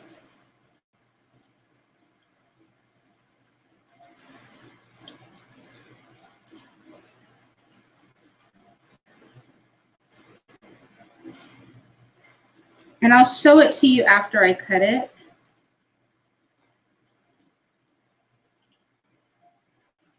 So you can see what it looks like. It kind of looks like the waves in an ocean. And also, I like to cut pretty deep into the bread so that when people are eating it, they can kind of pull off pieces of bread. So you can see it's been cut. And I'm going to go in with the olive oil again. And in between each cut,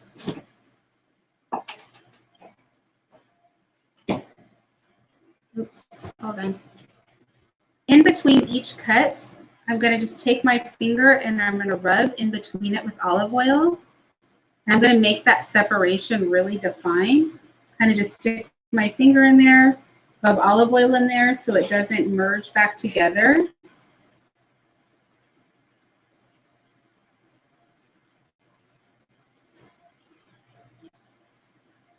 Do that with each and every one.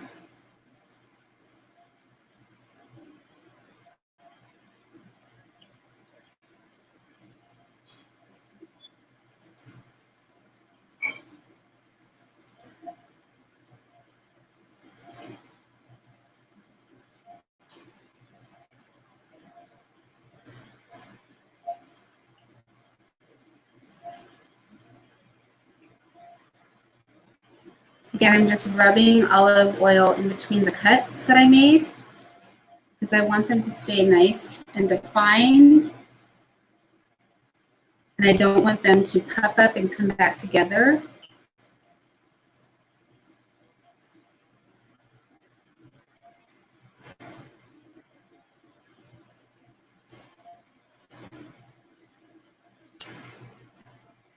And my oven is warming up to 450 as we speak.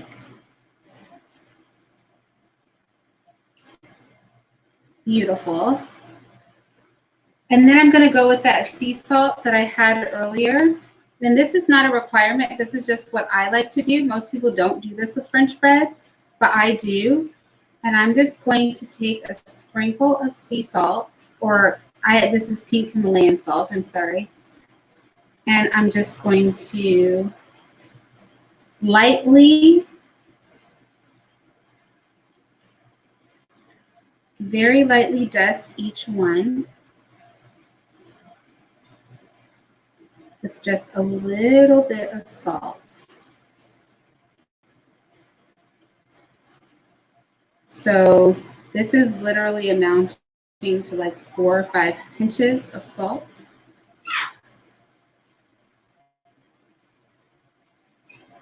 Okay, so there we go. And then I'm going to take it, I'm going to cover it like so. And I'm going to actually sit this over here.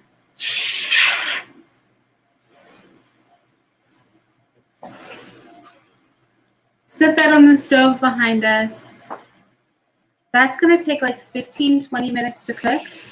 But I'm going to let it sit there just for a second, and I'm going to have my next glass of tea. And if you guys, hi Q Butter.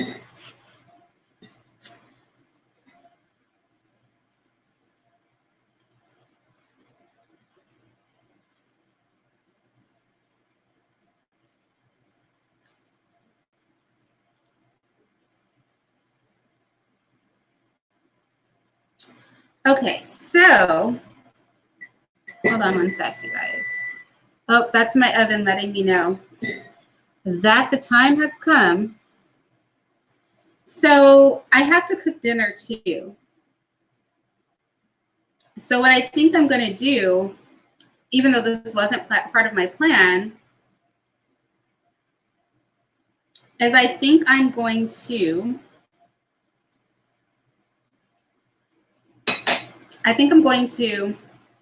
make some pasta.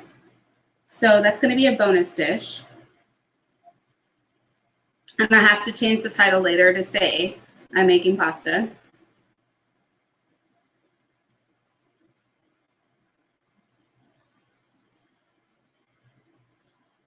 So good. Okay, so I'm going to do a super duper ultra basic pasta recipe.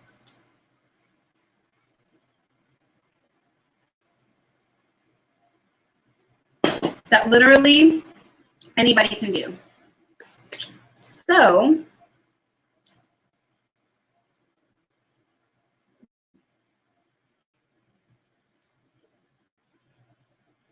let me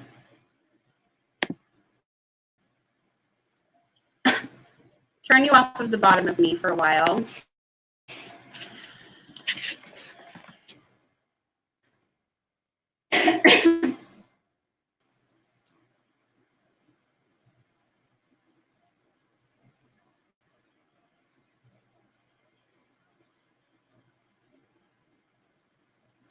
And I'm going to pull up my recipe on my computer.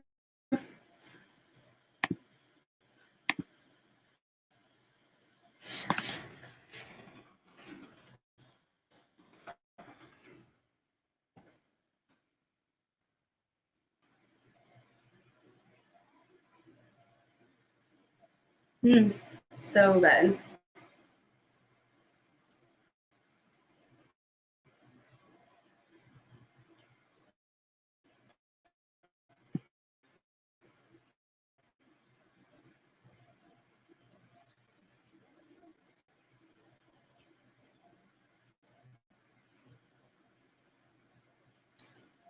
It's hot though.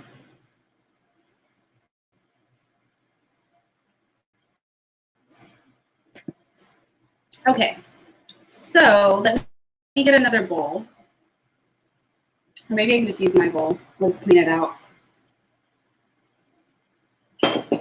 And we're going to make so that I can get my dinner on as well.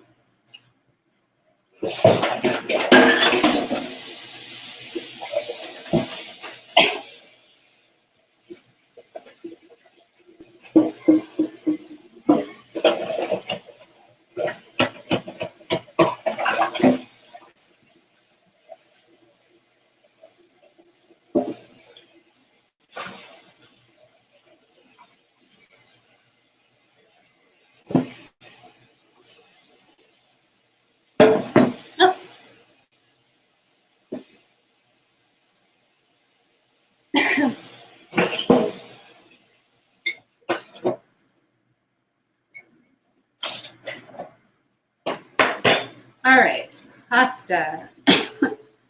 Which pasta, I guess, is a type of bread, technically.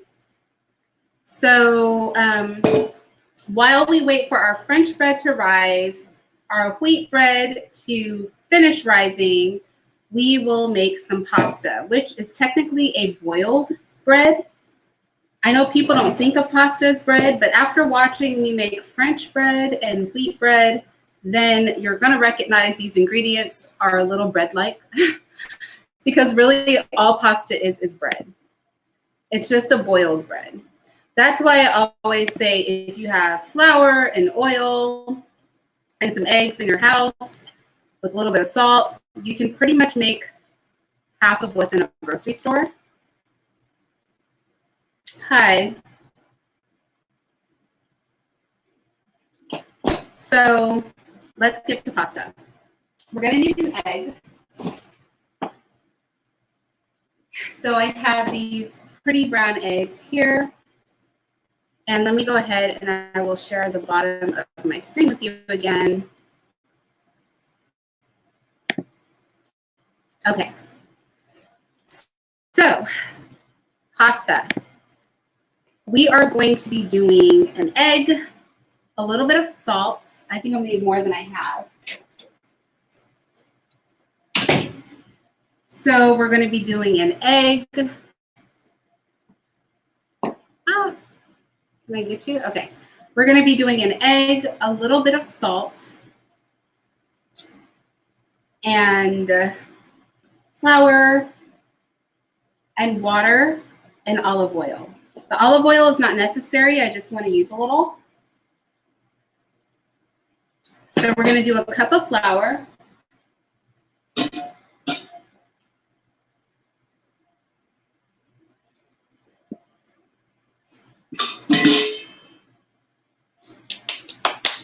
We're going to do what amounts to about a half a teaspoon of salt. I just eyeballed it.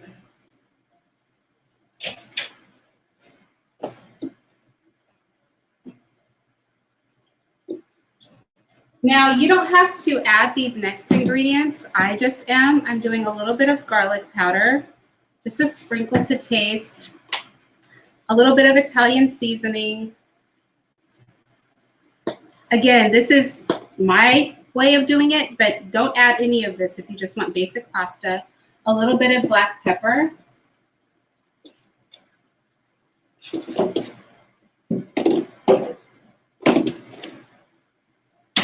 I'm going to mix up all those dry ingredients.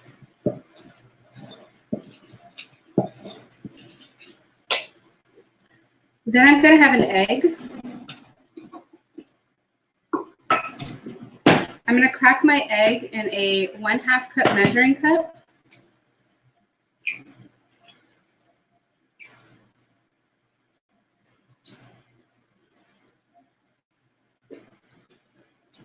You guys, I have one of those garbage cans you just wave over. Literally the best $100 I've ever spent. Like, I can't, you can never regret that purchase. I'm going to beat my egg.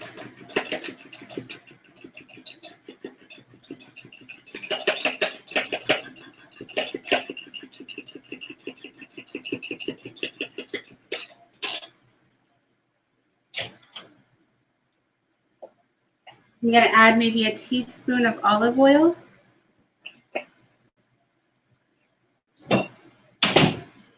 And sorry, I'm not measuring for size for you guys, but this is dinner, like actually. I'm going to pour all of that in there.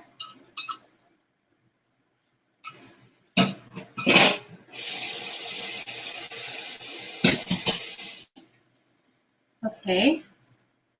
And then I'm going to go ahead as well to that, and I'm going to add just a little bit of water.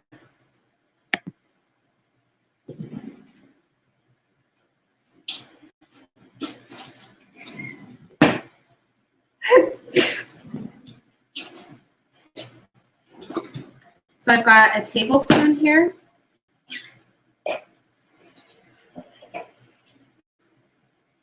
And I'm going to do warm water.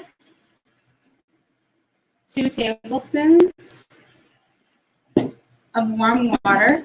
If I need more, I'll add more. If I need to add more flour, I'll add more of that. I'm going to stir all that up. This is another dough. Like I said, pasta is really just glorified bread, boiled bread. So this is going to be a straightforward and not complicated situation that we've got going on here. I'm going to pour that out onto my counter.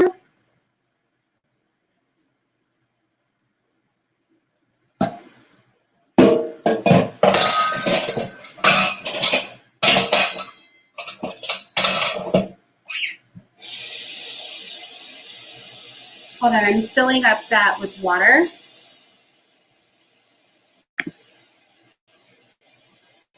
I'm filling that up with water.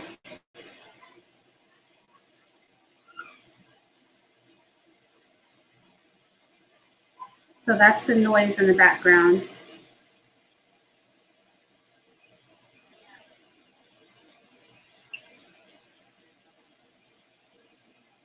Okay, so now I'm going to go ahead and I'm going to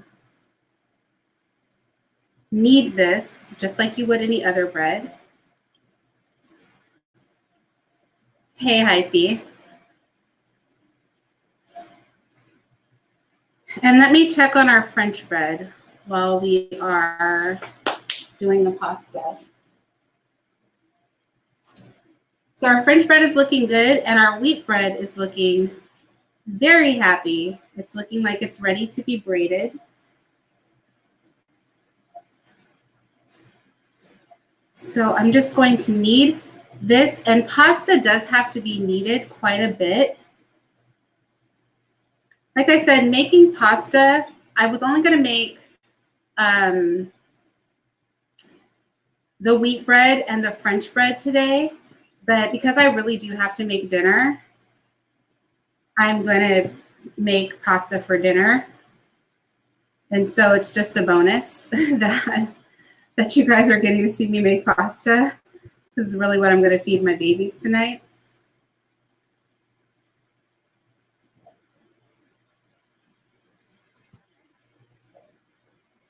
This is going to be a mighty quick dinner because, like I said, on a normal day, I do bake almost every day, but I wouldn't normally bake 2 types of bread. So that's like a bit of extra work for me. With the pasta, we really want to bring out the elasticity. That's what matters most when you're making pasta, is that it's very elastic. And that elasticity and kind of breaking up the bonds in the bread to get that kind of gluten-y, elastic feel, because I'm not going to add vital wheat gluten. If you have bread flour that's not very elastic, or if you have flour that's not very elastic, you can actually buy vital wheat gluten and keep it in your freezer, and then just add a teaspoon or add a tablespoon or however much you want, depending on how much pasta you're making, to your pasta, and that will give your bread a lot of elasticity. You can also use semolina flour because it will make a more elastic bread as well, or a more elastic pasta as well. But realistically speaking, if you have a family, unless you're just rolling in dough, buying 25 pounds of semolina flour is just not cost effective, and especially when you can just use regular flour, you know. Also, sometimes children don't like the taste of semolina.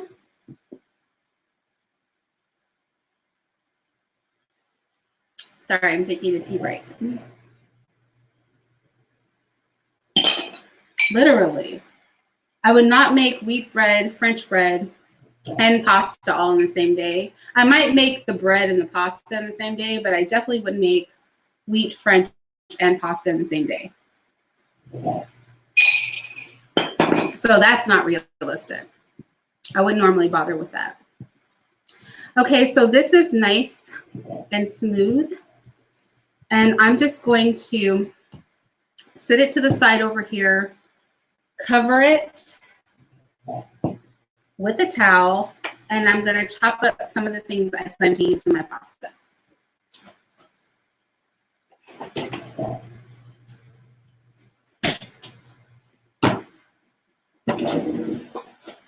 Again, I never use any sharp knives because I'm clumsy, so all the knives I use are slightly dull.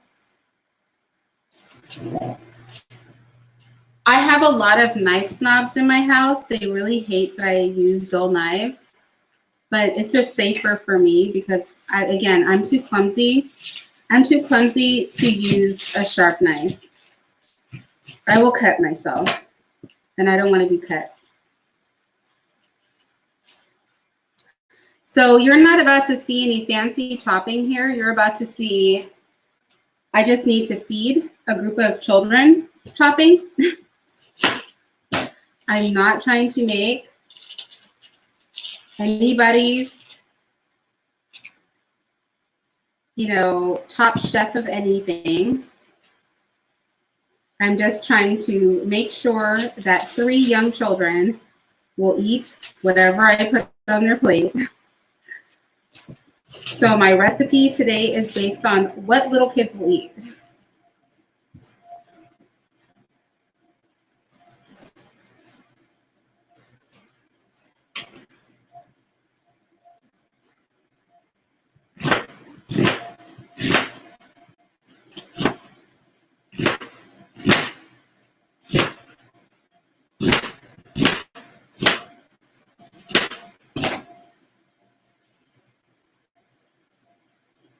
I'm just checking on our bread again. So our French bread is about to go into the oven because it's pretty much almost done.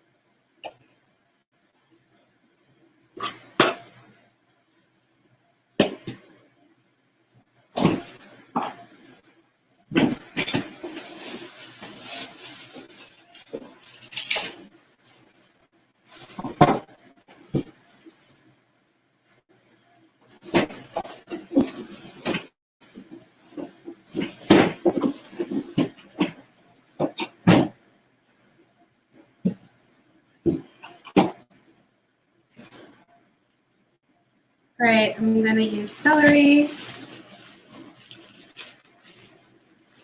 I'm going to add a couple of carrots. For the first time ever that I've bought carrots, I actually have carrots that are turning. I've never seen that before.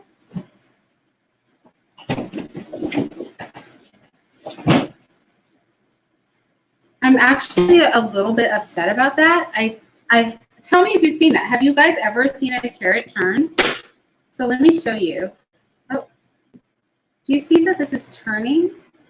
I've never in my life, never seen a carrot turn. But whatever. We're just going to cut off the turned parts of that carrot, and then I'm going to add carrots and celery to this.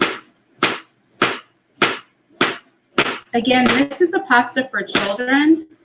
None of the adults are going to eat this. Mister won't be eating this for dinner. I won't be eating this for dinner. But now, mind you, my children are used to eating vegetables.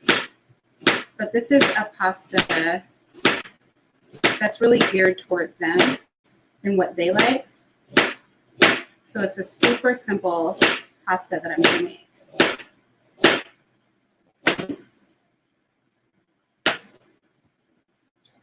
And I think I'm going to go ahead and put the French bread in the oven because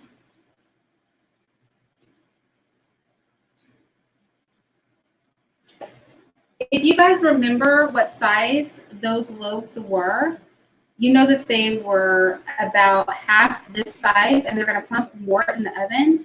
So this is where I'm going to leave the French bread and we're going to put that in the oven. That's at 450. And then we have, I don't want to make it upset, but then we have our wheat bread, which is still rising, and we're going to leave that on the stove until we're ready for it.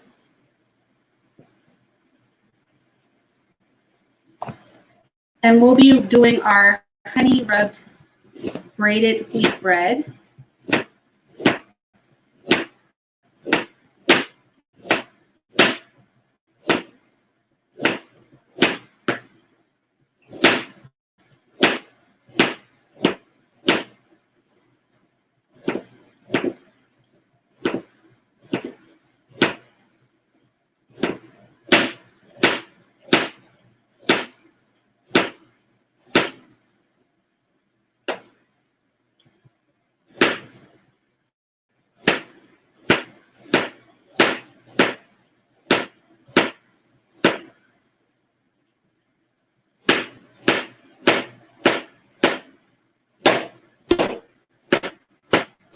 Something else I'll be adding to this is broccoli or Brussels sprouts, one or the other. So either broccoli or Brussels sprouts.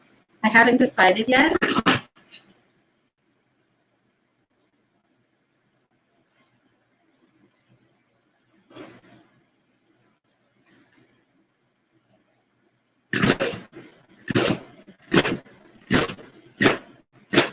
One of my daughters likes Brussels sprouts, and all of my children like broccoli. Well, all of the kids like Brussels sprouts, but broccoli I think is a favorite of 2 out of 3 of the ones that are going to be eating tonight. Whereas one of them prefers Brussels sprouts over broccoli. Yes, in real life, I have children that ask me to serve like Brussels sprouts browned in olive oil with garlic for breakfast because we have it like we have Brussels sprouts with our breakfast sometimes. And my children request Brussels sprouts. See, if you only feed your children certain things, they don't know to want anything different. So a lot of people are always shocked that my children like vegetables, like genuinely like them. I'm just like, when we don't keep snacks here. We don't have any snacks other than fruit and nuts. So really, they're going to eat vegetables, fruit, nuts, meat. There's no soda. There's no candy. There's no chips. None of that stuff is here. So they just get used to eating what you feed them. And I'm going to throw minced garlic in here. So this is pre-minced garlic, which is perfect for a day like today. It's perfect for a day like today when I am in a rush. So a little bit of minced garlic.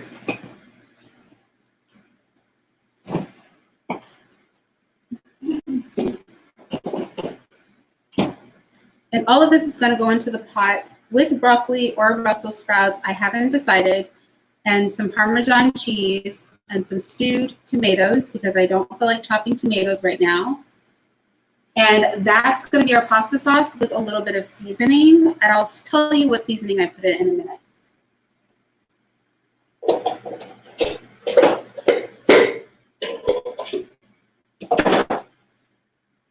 So these pots are copper bottom pots by KitchenAid, if you're wondering. So if you have a convection cooktop, they will work with it.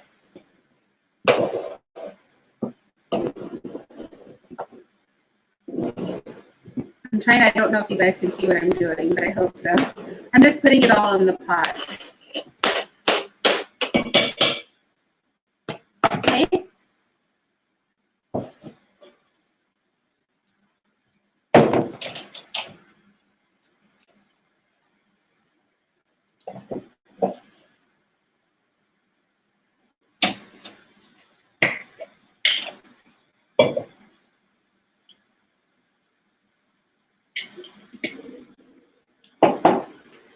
So the seasonings that I'm going to add to that,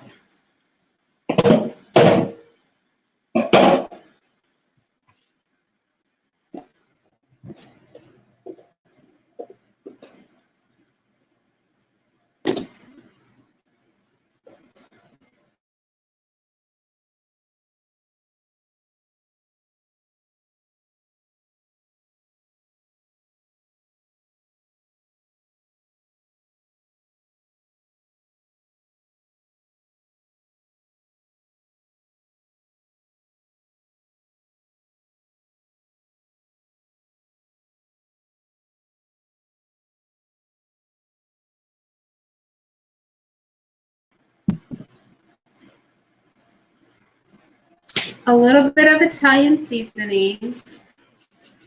This is rosemary. I'm going to put a little in my hand and then I'm just going to crush the rosemary leaves to kind of let the scent out. A little bit of black pepper.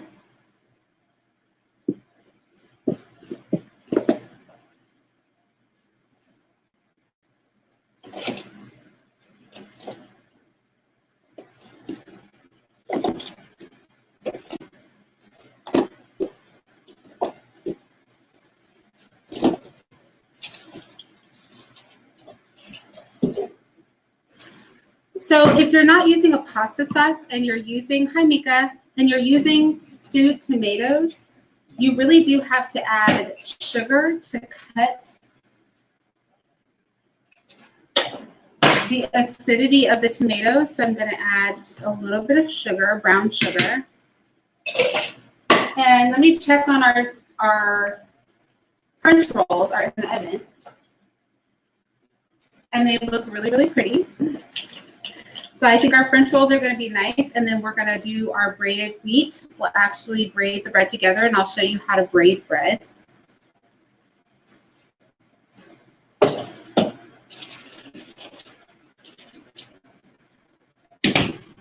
Really though, if you know how to underhand braid hair, you'll be able to braid bread.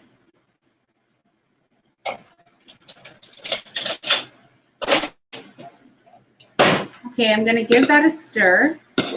So again, I put all of those vegetables and I think I'm going to add Brussels sprouts to this. And again, the adults aren't eating this. This is just for the children.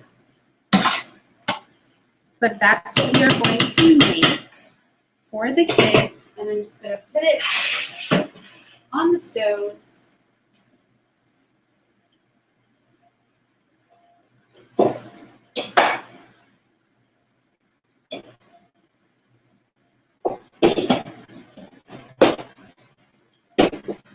On medium heat with the top on it. And while that was going on, we have our pasta dough. So you're probably like, that is very little pasta dough. How are you going to feed 3 little kids with that? And the key to that is I'm going to roll it out. Oh, sorry. Do I have you? Hold on. Okay, there. Sorry about that. Okay, so the key is that I'm going to roll it out.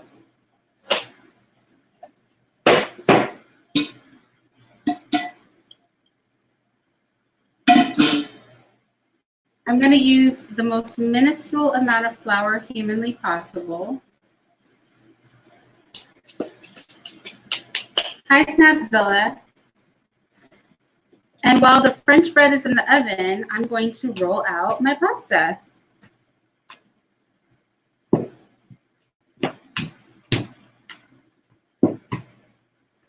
And some people are sticklers about shape. You can do a rectangle shape. I don't care about shape. I'm just trying to get the pasta rolled to feed some little human beings that are going to become very grumpy if they don't get food. This is a beautiful pasta though.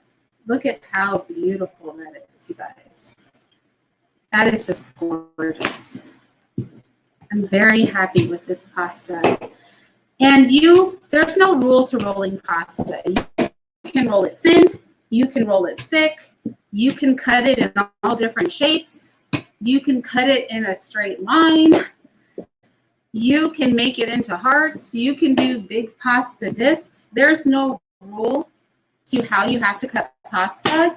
What I will say is most people are used to thin pasta, so the more you roll it out, the more people will find it closer to what they're familiar with. Not that anything is wrong with a thick pasta. I definitely make my pastas thick as well.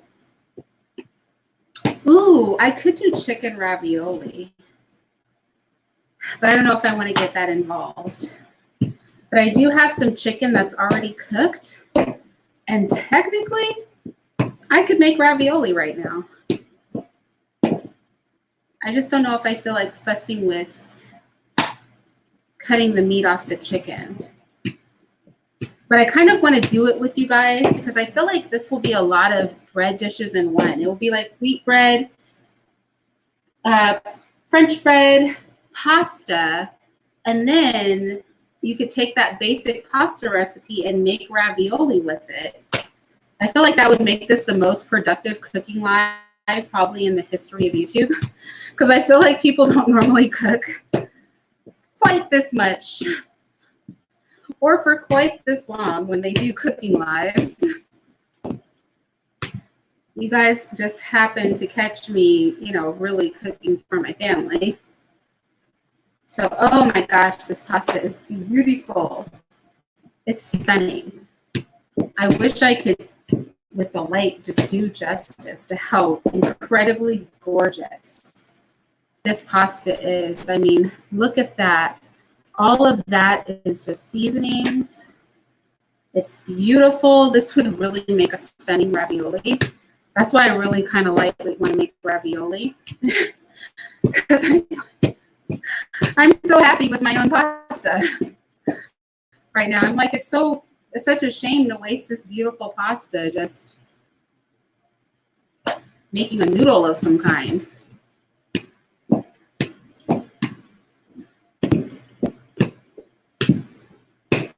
I smell my French bread. It smells good in here, you guys.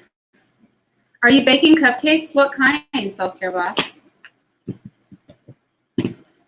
What kind of cupcakes are you making? You know what we should do one day? We should have a cooking live, like where I do a live on this channel and then some of you cook in your kitchens and we all cook together. Like we can do a theme, like a cupcake thing or a theme or a muffin theme, or everybody can just cook whatever they want and we just cook and talk, kind of how you can see me down here and see me up there. We could probably do that with 3 or 4 people and it would probably work really well. Yeah, I think somewhere between 2 and 4 people. I think any more people than that, and it would be hard to see what everybody's doing. You guys, this pasta is gorgeous. I'm very happy with my pasta. How many times have I said that? It's just so beautiful. It smells flipping amazing. But I also smell my bread, and that smells pretty amazing. Yeah. That bread is living its best life right now.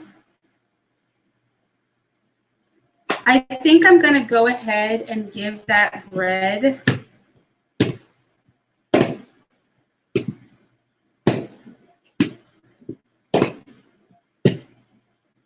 30 stars because that bread is looking really good right now. Okay, so I'm not going to make ravioli, even though I really want to, mostly because of time constraints and because we still have to braid that wheat bread, and I don't want to get too far behind, even though in my heart of hearts, y'all, I want to make ravioli. But you can see just how thin this is, and it could actually get thinner. It could be thinner than this, but I'm not going to make it any thinner just because, again, time constraints, and I just want to feed my children.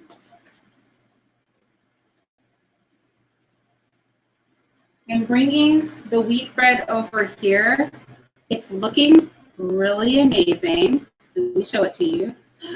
Do you see this mound? That is our wheat bread. It's falling out of the bowl almost. So we definitely want to get to braiding that. Let's set it up there.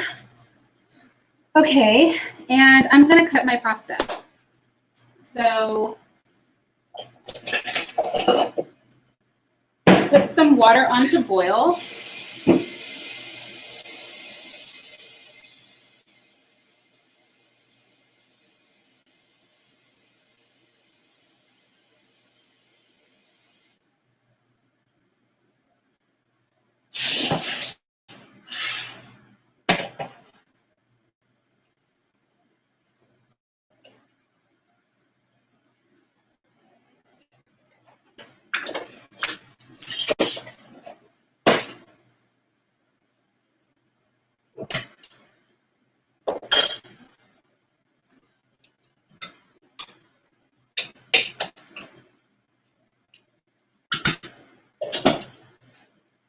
Now, if I were making that sauce for adults, I would have actually taken the time to use olive oil and saute and blah, blah, blah.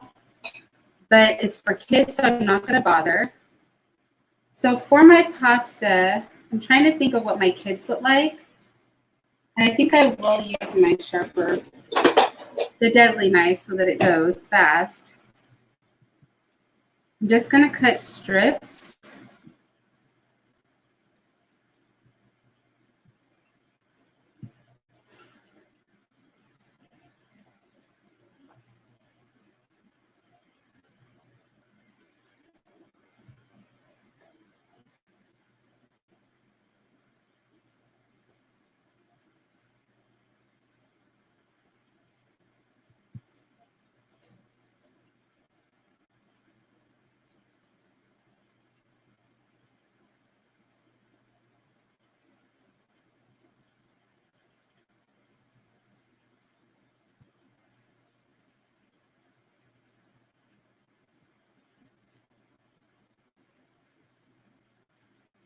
Trying not to cut my fingers off.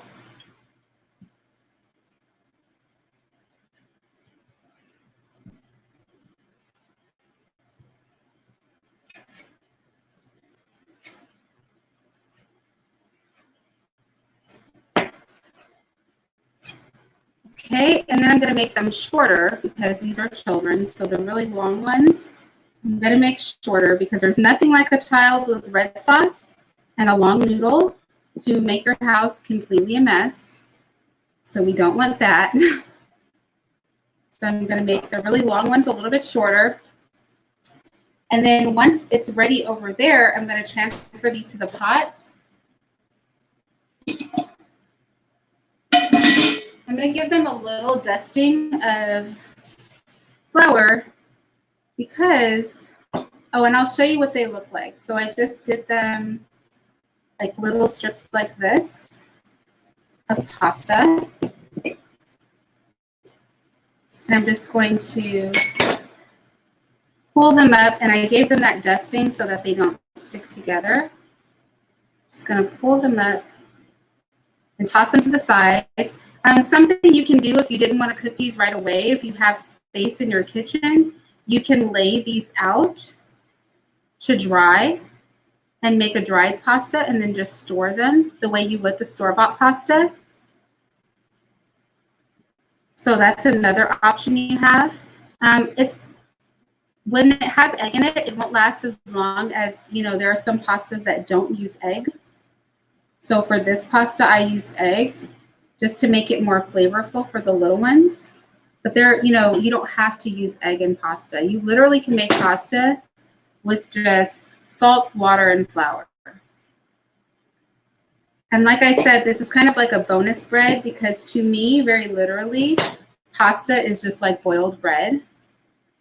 So I'm just pulling up all of my pastas. And I want to be able to drop them in that pot, which is coming close to boil. So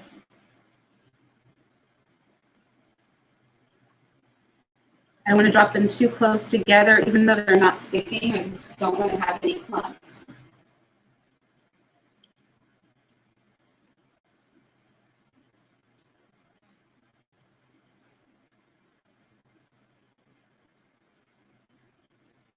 Again, this is kind of what they look like. It's just, they could be much longer than this, but because this meal is for children, I'm making the pasta shorter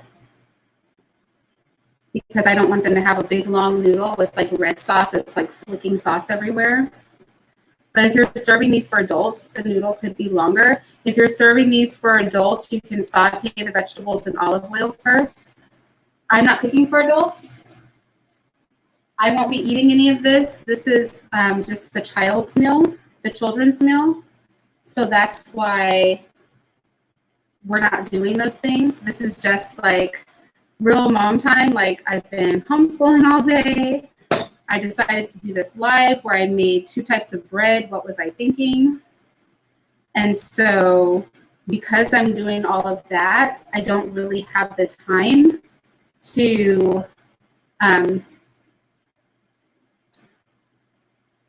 do like a really involved meal for the little ones. I'm just doing a quick meal. And then after I get off with you guys, I'm going to go ahead and make my adult meal.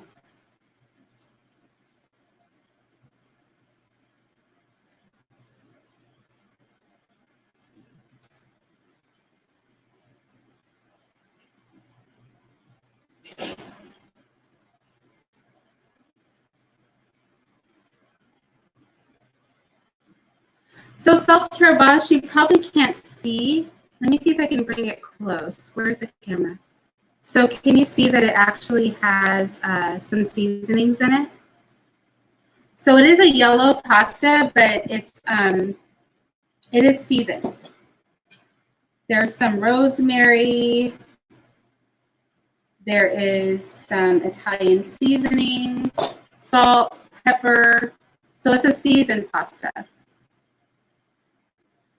That's why I was thinking like in a perfect world, like if I weren't on YouTube right now, I would make ravioli out of it. But since I still need to finish one last bread with you guys, I don't really have time to do ravioli.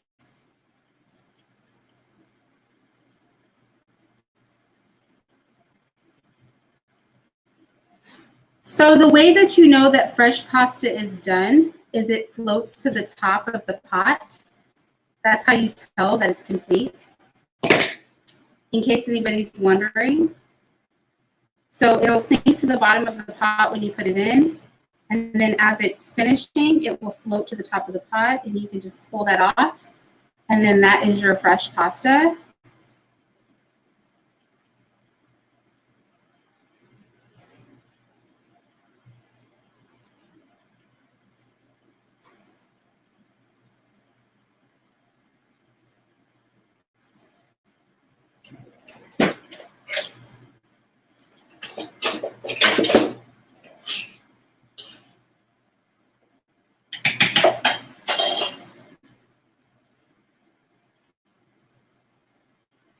I'm trying to move quick because I don't want it to cook unevenly. So I'm trying to move as quickly as I can because it's a lot of pasta. Even though that was such a little ball of pasta, it made a great deal of pasta. So it made a nice amount of noodles, despite the fact that it probably looked like that was a very tiny ball of pasta that we rolled out. It's just that the thinner you roll it, the more you can make of that ball.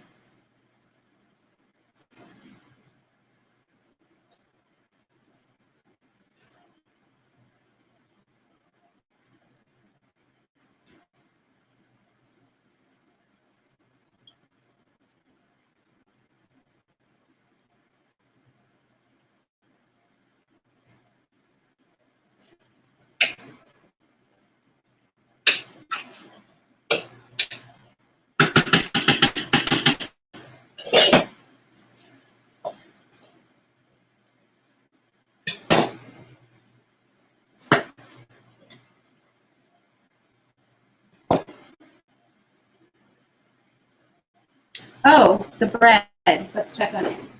Perfect. The bread is perfect. So let's get it out.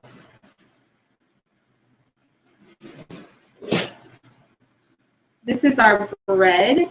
I'm going to show it to you in a minute. Now, if you want, like I said, I didn't do it today, but you can spray French bread every few minutes with water. It'll make the outside more crisp. I don't do that because I just don't have the time. But what I do is at the end is I take it, and I'll have to show you this afterward because it's hot.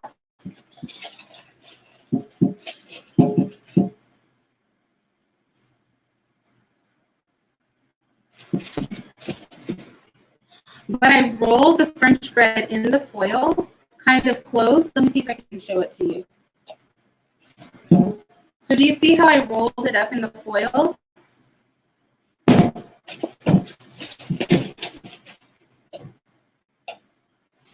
And that's going to cause steam to go around the bread, and it's going to make the bread really soft. And if you don't like, if you have like older people in your family whose teeth can't take, how French bread has that crusty crust, or if you just want a softer French bread, that's really how you can do it. Just kind of take it and roll it. And that's another reason why I like to use foil over parchment paper, because you can take it and it kind of steams the bread soft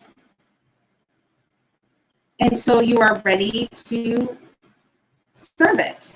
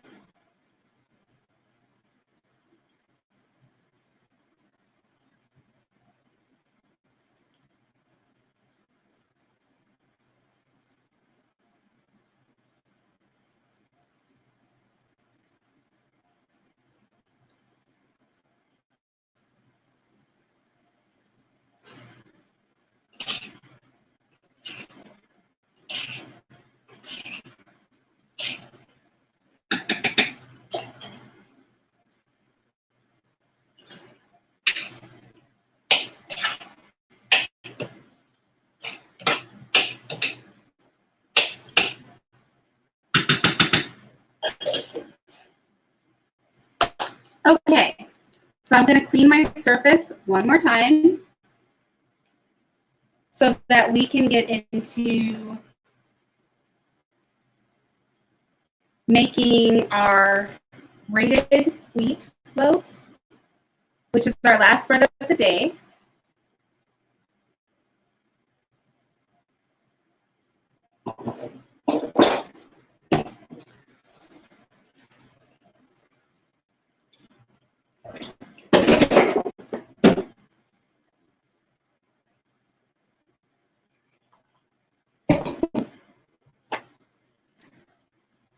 So let me just clean the surface because I don't want all that flavor from the pasta and the French bread on our wheat bread, because our wheat bread is the sweeter bread.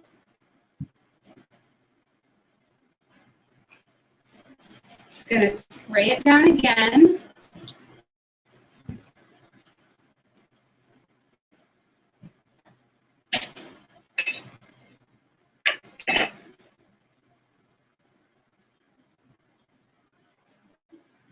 I'm going to take my vegetable shavings away.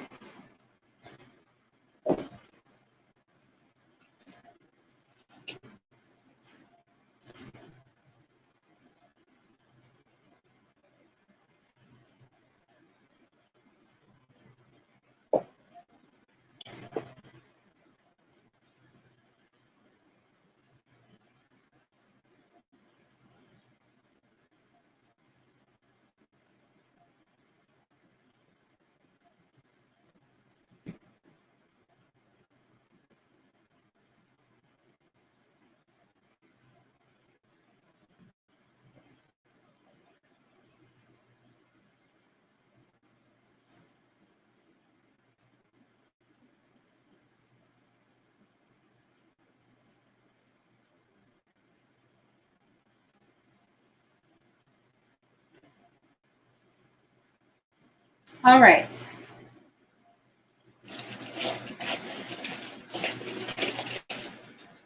So this is my roll of French bread. I'm going to sit this to the side and just let those soften up a little bit.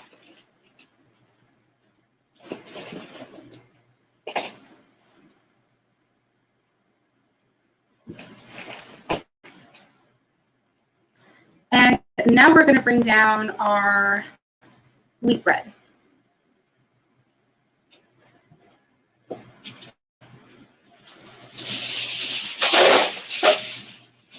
So again, I like to line with foil over parchment paper. Everybody doesn't do that, but I do.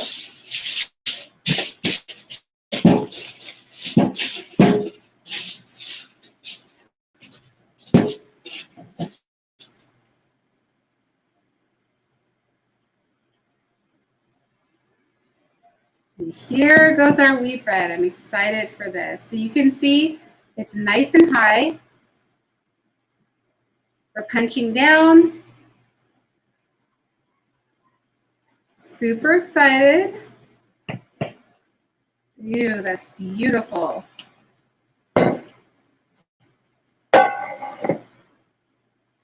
am very excited about that. Really. Oh, you just put the cupcakes in the oven, Self-Care Boss?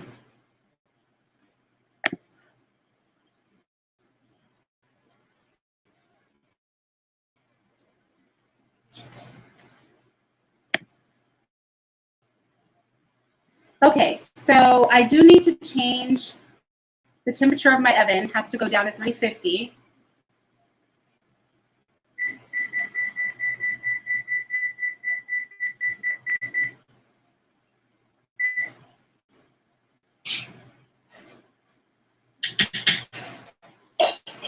And my noodles are done, so I'm going to drain those and sprinkle a little olive oil on them, or drizzle.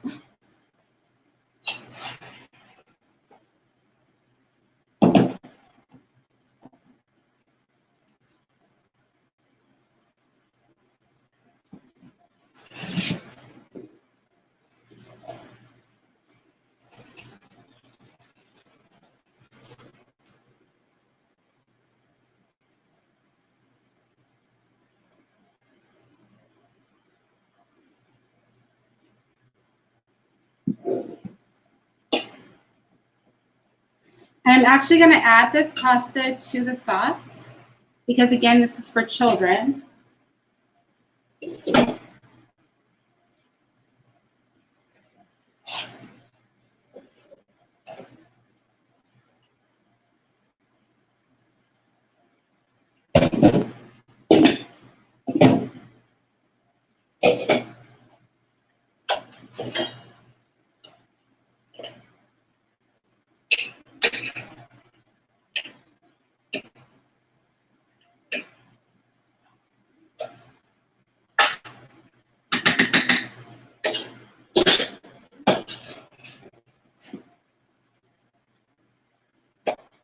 And that's going to go on low. So let's go ahead and deal with the wheat bread. So I'm going to separate these into 2 separate rolls. One's going to go over there, and the other one I'm going to start rolling it out because we're going to do a braided bread.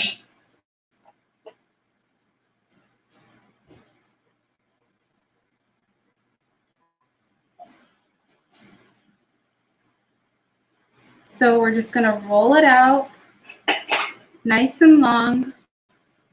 You guys won't be able to see how long, but I'm doing it at the length of my counter. It's got to be long.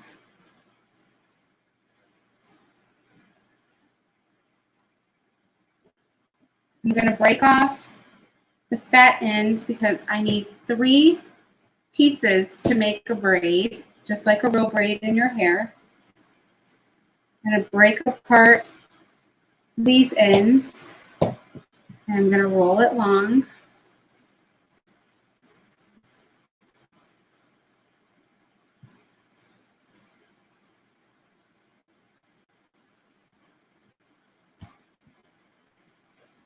So I have a nice long strand for a braid.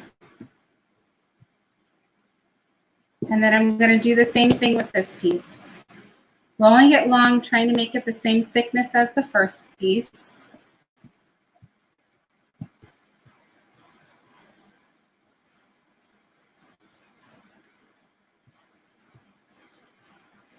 I'm not worried about the fact that it's a little bit thin because this is just going to puff up really nicely. So that's not a concern of mine. If I see that it's too fat, I'm going to just take off part of the fat end and get back to rolling it nice and long, trying to match up the size of the ropes so that my ropes are even in my braid. If you feel it shrinking because of the elasticity, it's going to try to bounce back like a rubber band. I'm going to press harder, pull further apart.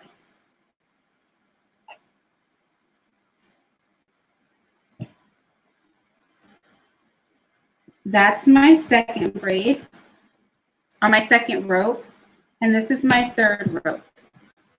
Again, I'm going to roll hard, try to make it the same length and thickness as the other 2 ropes.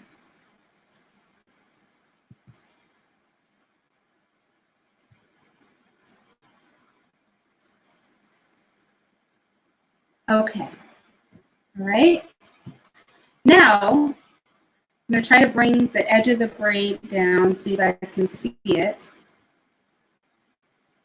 Let's see. Can you guys see that? Okay, these are the edges of my braids, 1, 2, and 3, and I'm going to make them all kiss each other at the tip. And I'm going to pinch my tip, make it kind of pointy, kind of make it like it's one piece of bread dough. You won't have to move yours like I'm moving mine. I have to move mine more because I'm trying to show you guys. And these ropes are long. And then I'm going to braid it just like a regular braid. So I'm going to take my top piece, sit it in the middle, right? And if it's easier, so maybe I should show this because a lot of people are beginners. You can do this in the pan. You don't have to do this on the counter like I am going to do because it might be difficult for you to pick it up. But you just bring the outside piece to the middle, bring the outside piece to the middle, and that's how you're going to make your braid. Bring the outside piece to the middle, So you take the outside piece, put it in the middle of the other two pieces, and that's going to make your braid. So that's what I'm doing here. I'm just outside piece to the middle each and every time. And I'm going to try to make it pretty, right? Because I do want it to be a beautiful braid.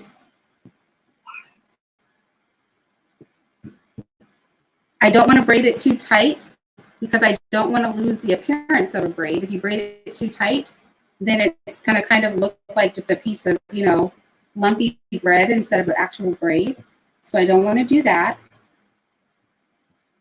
And again, I'm just bringing the outside piece to the middle. Make sure you alternate sides. So if I do the right side, bring it to the middle. Then I do the left side, bring it to the middle. Right side, bring it to the middle.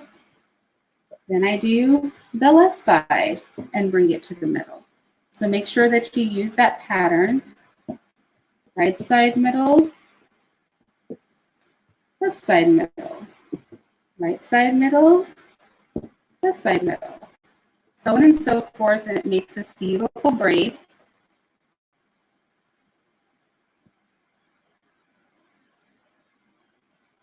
And then at the end of the row, we do the same thing that we did at the top, which was we make the ends kiss at a point, and then you get this beautiful braid.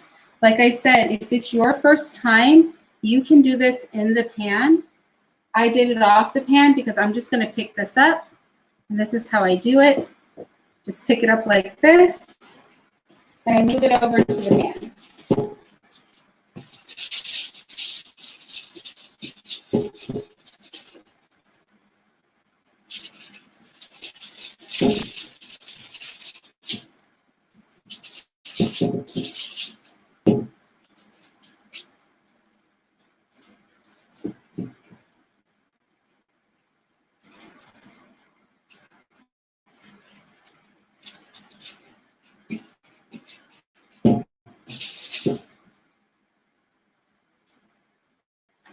Okay, now we're going to do the same thing again. And with this one, you'll probably be able to get 2 to 3 braids out of it, or you can do braids and you can do rolls, you can do braids, you can do hamburger buns, whatever. So I'm going to just break off a piece here and I'm going to roll it.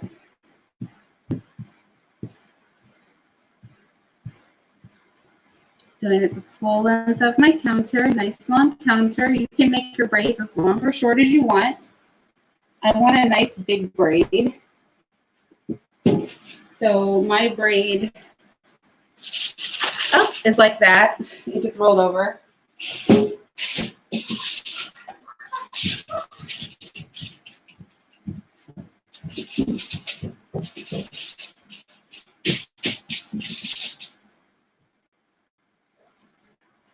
Okay, so I'm going to do the same thing here. Nice long braid.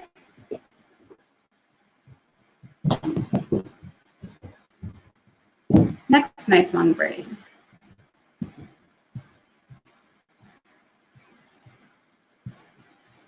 Remember that the oven is changed to 350. It's no longer on 400 like with the French bread. This bread cooks at a lower temperature. There's my second roll. And I'm going to go ahead and do a third roll.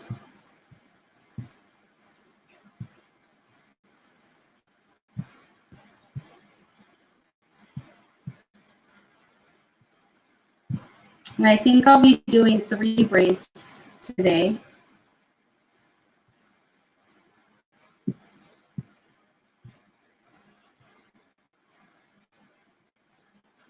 Just because this dough pooped up so much, I'm working with a lot of dough here. Okay, and then it's going to be the same process for the tips. So we make the tips kiss. and we pinch them. Make the middle one stay in the middle, the left one tip goes on the top, the right tip goes on the bottom. Then pinch them together and then braid. Like I said, you bring the right side to the middle. Bring the left side to the middle. Bring the right side to the middle. Excuse me. He's eating my food again. Oh, tell him not to eat down there. Yes, ma'am. The left side to the middle. Right side to the middle. We just want to make a beautiful braid. Don't spoil your dinner with those biscuits because you guys are about to eat. Left side to the middle, right side to the middle, and so on and so forth. And you're creating this beautiful braid. Just beautiful. And then the same thing with the pinching of the ends. Like I said, you can do yours in the pan. I do mine on the counter and take it to the pan, but however works for you.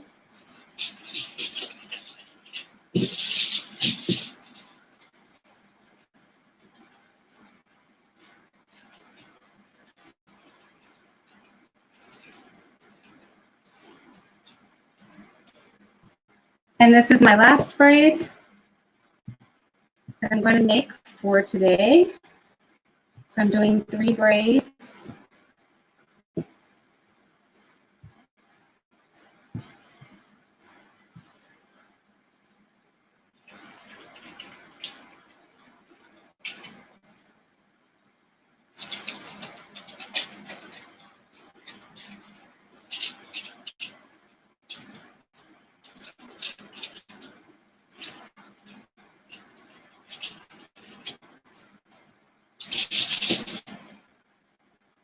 Okay.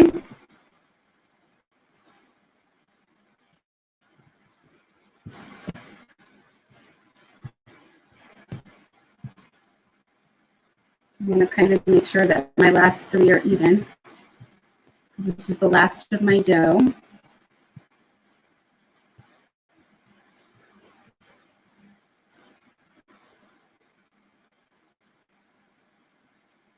Okay, very nice. And while this is rising, I'm going to make the plates for the little ones, so it's going to get a lot noisier up here. Are your cupcakes done? It should be about that time almost, Self-Care Boss.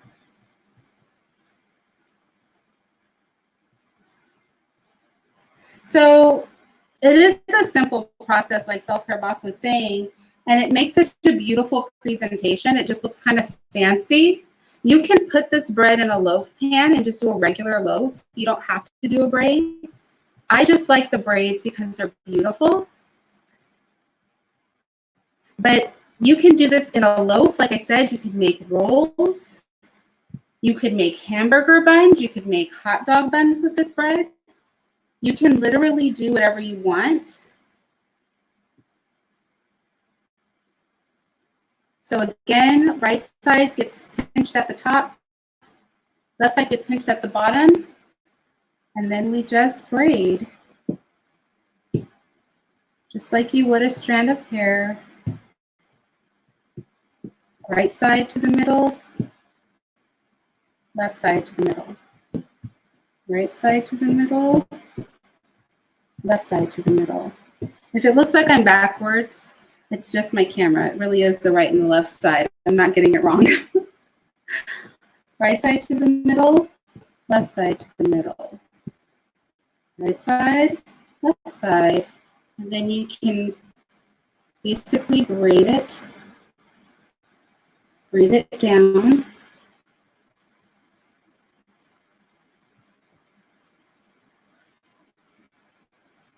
And then you pinch it at the other end. And this is my 3rd braid.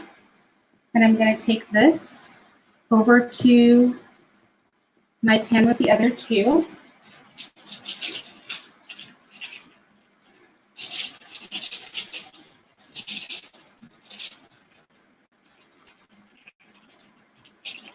Okay, now what do I do next?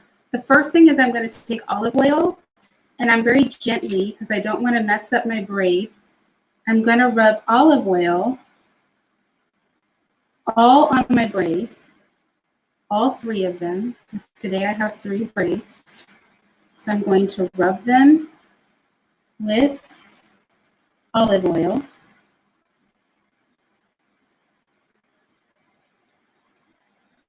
First,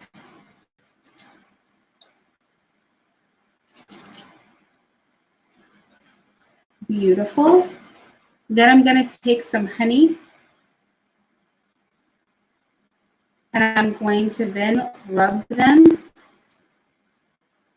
with honey.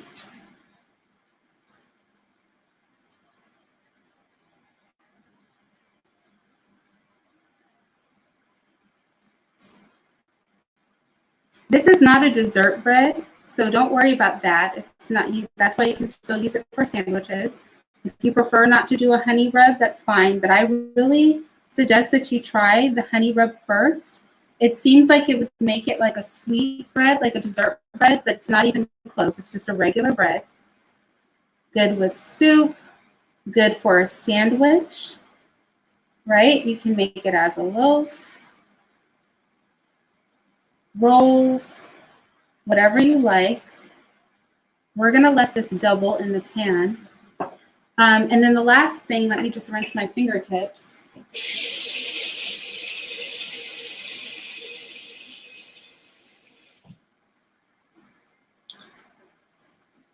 And then the last thing that we're going to do is we're going to sprinkle very lightly with a bit of pink Himalayan salt.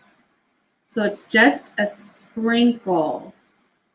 These are big loaves or big braids. So I'll do about 2 pinches for each loaf. It's just a tiny little sprinkle. It's so tiny, when you eat the bread, you won't even taste that it happened.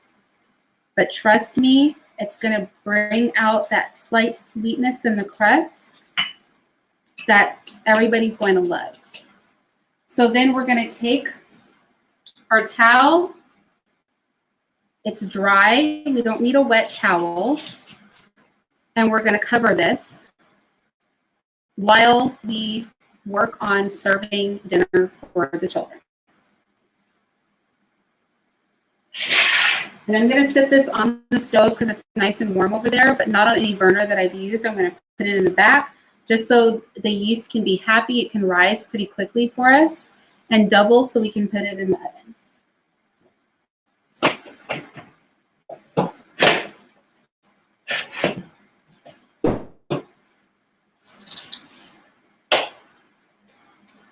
Okay, so we made the pasta sauce for the children, and we also hand rolled some flavored pasta for the children.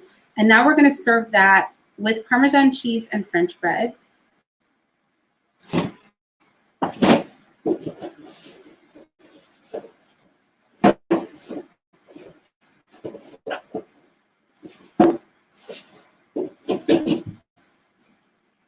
So if my children like Parmesan cheese, if your children don't, you could use Colby. If you don't let your children eat cheese, then that's fine. This is a vegetarian pasta, but you could add sausage to it if you wanted, or anything like that. In fact, I think I might chop some sausage for them. I think that would put it over the top for them. So maybe I'll actually do that and just top it with a little bit of sausage. Maybe a slightly spicy sausage, because if you recall, I added about a tablespoon of brown sugar to the sauce just to cut the tart of the tomato.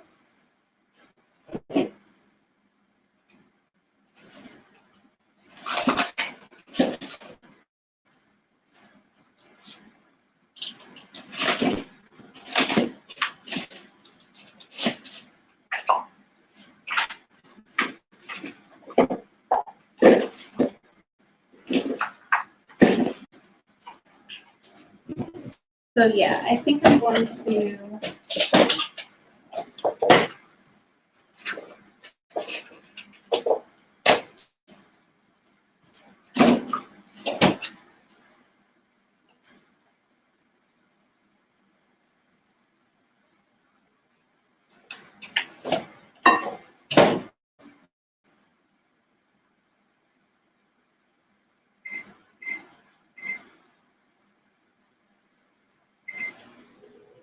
I'm going to slightly defrost those. They're already pre-cooked. I'm going to slice them, and I think I'm going to go ahead and add that to the top of their pasta because that will make them really excited to get a little bit of sausage.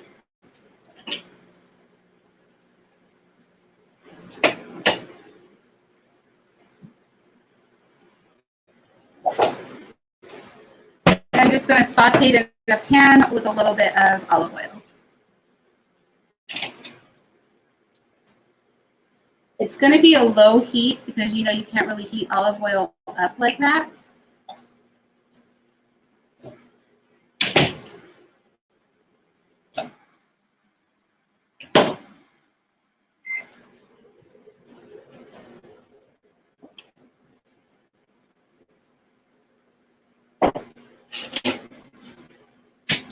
So that is on the defrost setting.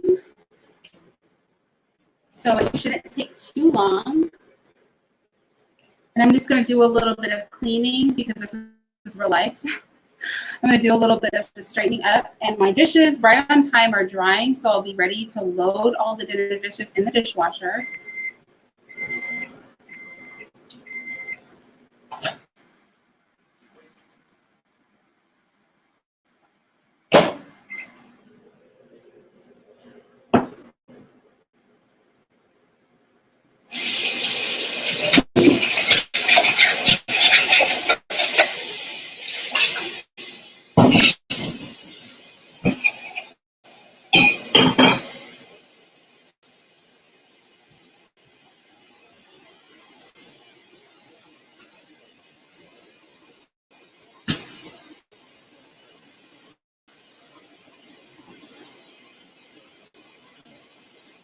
You can tell I go through a lot of towels every day. I literally do laundry every day. I do and fold laundry every single day.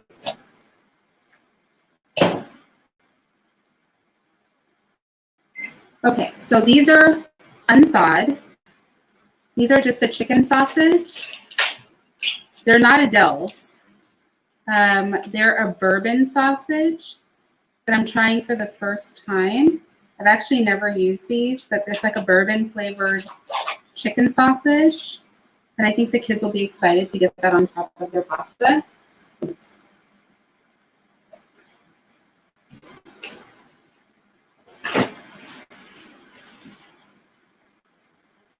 So I'm going to use an inappropriate knife, but don't judge me. I literally like to cut, when I do sausage like this, I like to cut it in fours. Like cut it in half, flip it, cut it in half again. And then just slice it down. Like I said, I'm not a hugely fancy person when it comes to dinner for the kids. I just want it to taste good. I want the kids to eat it. I want it to be as healthy as possible. But I keep it simple because honestly, when you have other things to do, you know, you've got cleaning to do. I've got my evening chores to do. I have the adults' meal to cook. All of that stuff has to happen.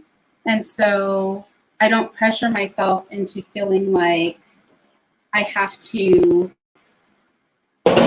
make everything look, you know, absolutely ridiculously perfect for any reason.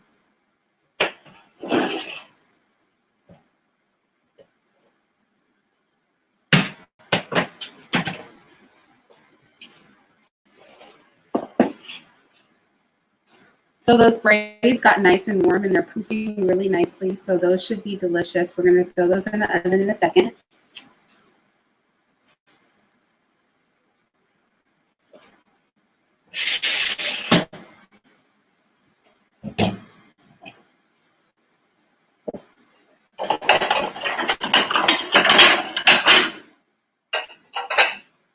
These are going to be the plates for the kids. So we get them.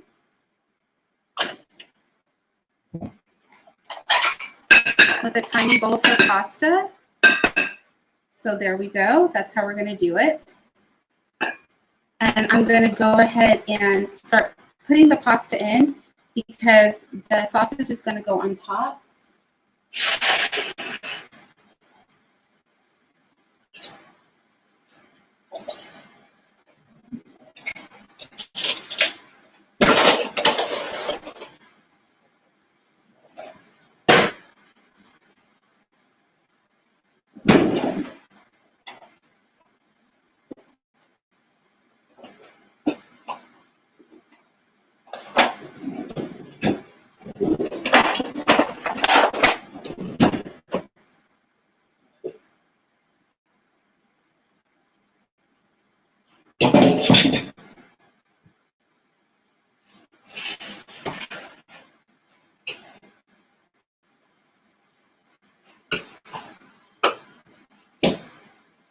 They are going to like this. It's got lots of veggies in it.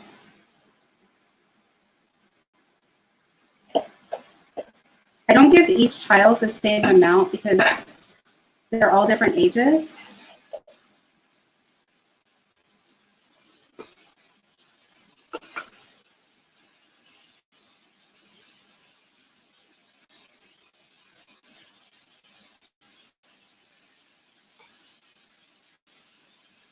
And that's what with our handmade pasta.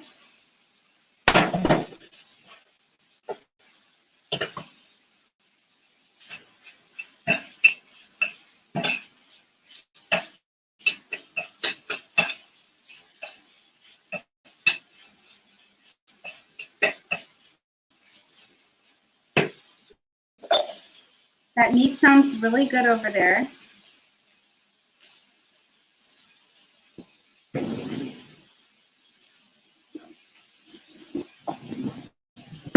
I'm going to go ahead and add the bread. So our French bread that we baked earlier is nice and soft now.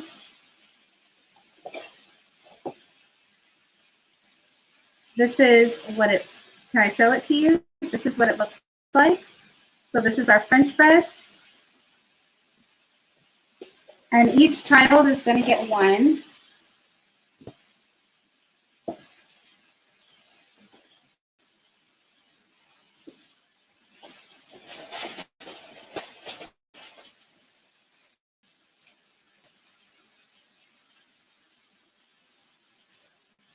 So that is just beautiful. Really, really happy with that. Really, really happy with how it looks. I wonder if I could bring it up here.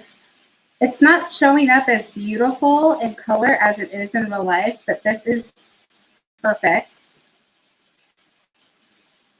I'll probably have to photograph it.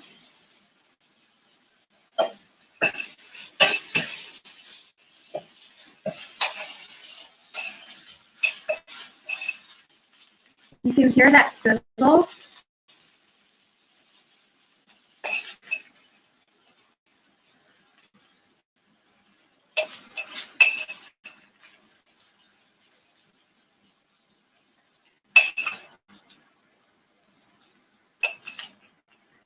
I was going to make a vegetarian pasta, but I feel like I'll get a mom award if I give them a little bit of sausage on top.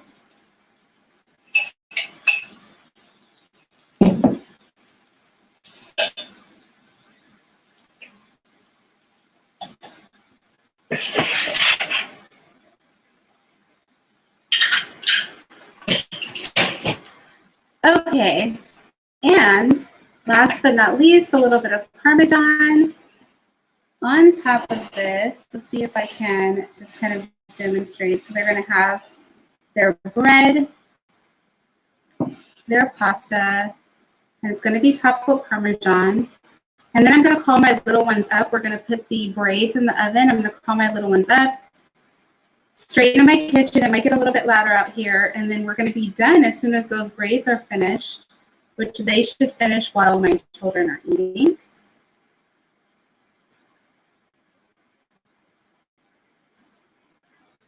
So we have our homemade sauce. We have handmade pasta noodles. We have handmade French bread. Everything made with love. We know the ingredients for everything because we did it ourselves. So we know what's in it. There's not an ingredient that's unaccounted for. We know exactly what we're putting in their little bodies.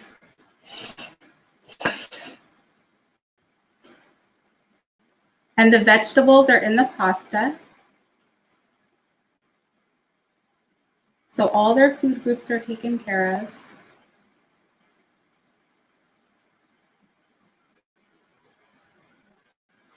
It's a really well-rounded meal. It's kind of a healthy take on pasta. We made a nice egg pasta, put some really nice herbs in there.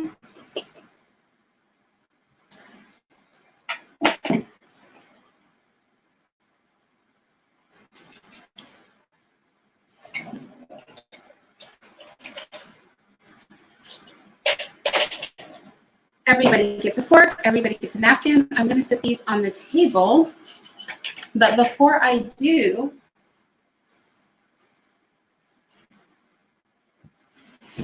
my braids have doubled, so I'm gonna put these braids in the oven.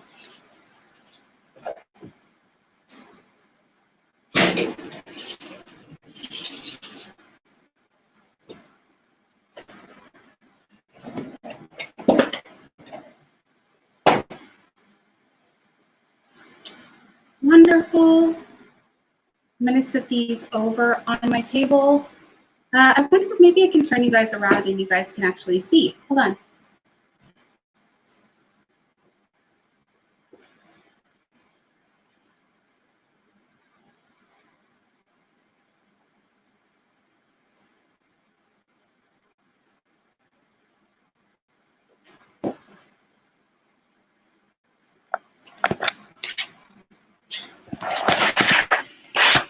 Let's see.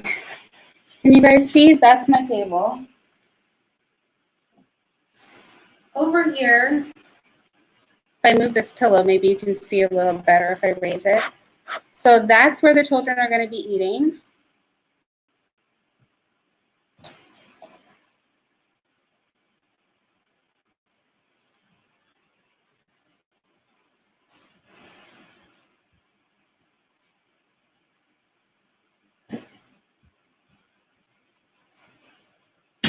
My baby actually sits here, so I'm going to put a towel down so he doesn't ruin my chair.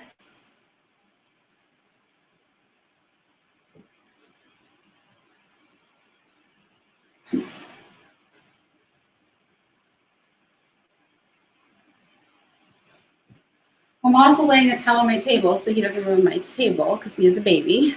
Well, he's not a baby, but you know, he's messy like a baby.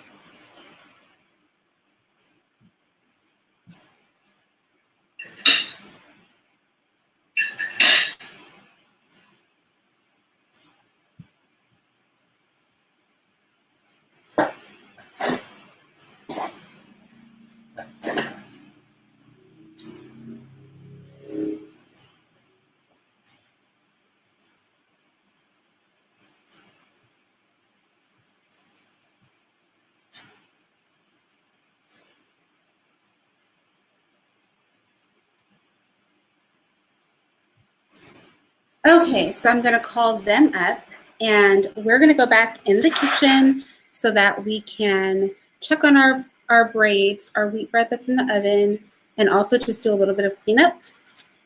You're going to see my mini loaves of things of bread here. Okay, so let me go ahead and move you guys down so you can actually see me. I'm going to call the kids up, and then we'll continue with our wheat loaves, and I'll show you what I'm serving Mr. for dinner because everybody's eating something different tonight. So one sec. Children?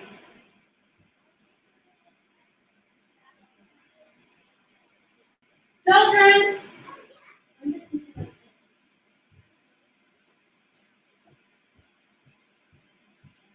Okay, so those are my little ones. So what am I feeding Mr.?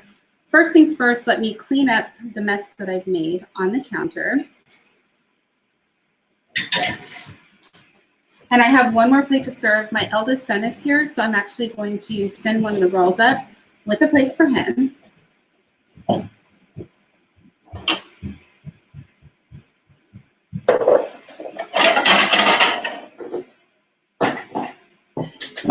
So he gets the different plates.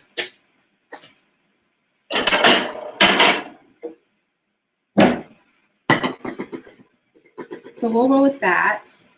Or I think I kind of lightweight want to give him a square plate, so maybe I'll do that. Yeah, go eat. But I'm still live, so try to eat quietly.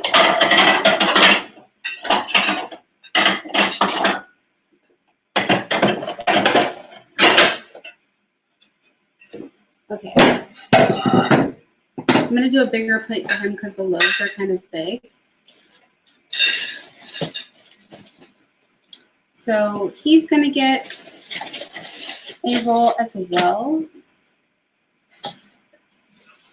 I'm going to try to palm the rest of my pasta on him so that I don't have to refrigerate anything if possible. Because my refrigerator's really full, which is a good problem to have. When you guys are done eating, brush your teeth and go to bed.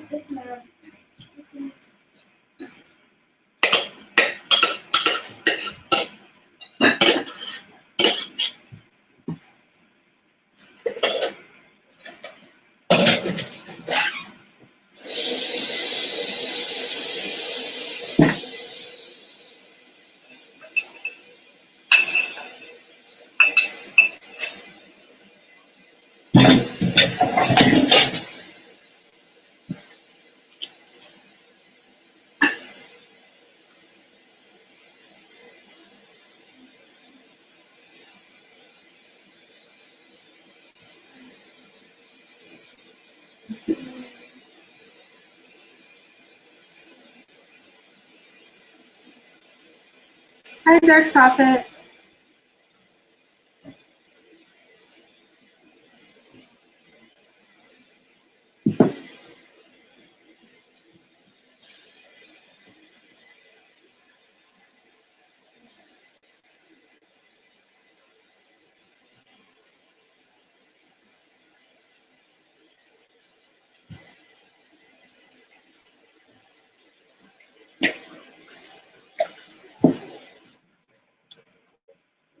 Elizabethan, take this up to Javier. Please. And thank you, ma'am.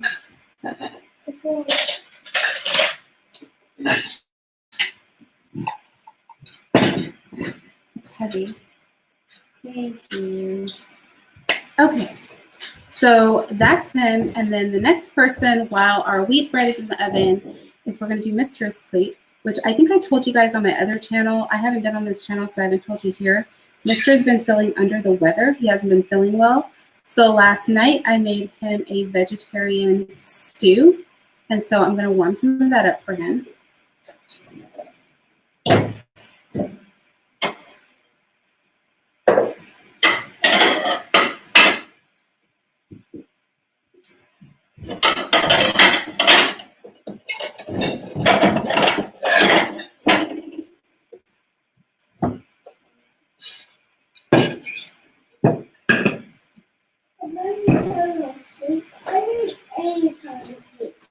Those wheat braids look really, really good, so I'm excited. Christian, eat, don't talk. So now it's Mr.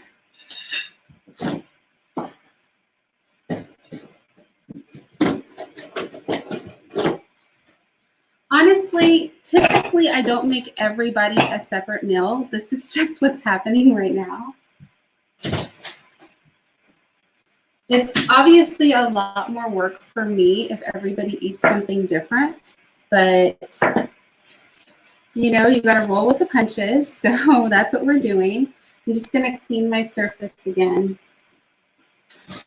And then I really wanted to vlog making Mr. the soup. Since he's been sick, I've made so many soups for him. I've made a salmon and sweet potato stew. I've made chicken and lentil and rice, brown rice stew. This one is a hearty vegetable stew, all from scratch. But honestly, when you start cutting up 30,000 vegetables and cooking and you've got kids running around, it's so hard for me to vlog it, which is kind of why I did this style vlog today. So this is his leftover vegetable stew that I made last night. Yesterday, he had it with that braided wheat bread, the bread we just made today, that's rubbed in honey. I wonder if he'll want that today. Maybe I'll give him both breads, like a sample of both, because I think the braided wheat might be done. It's possible the braided wheat bread will be done and he'll be able to try some from today. Because the kids, they were playing outside yesterday.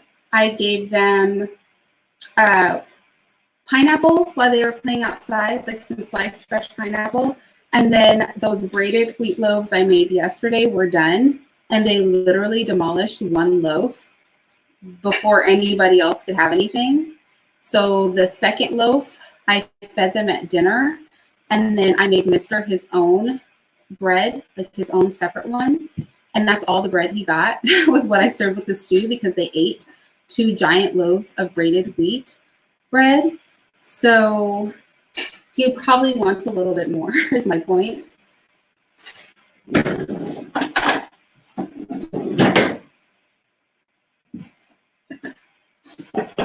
So I'm just going to warm this up. It's really better to warm it up on the stove, but I'm going to nuke it in the microwave because he won't care. He believes in microwaves, so he won't mind. Every pot of stew that I make him basically lasts him 3 days. This was a really good, this is kind of not your average vegetable stew. So I kind of wish I would have vlogged making it. And we're gonna just put some fresh rosemary on top, but I'm gonna warm this up first.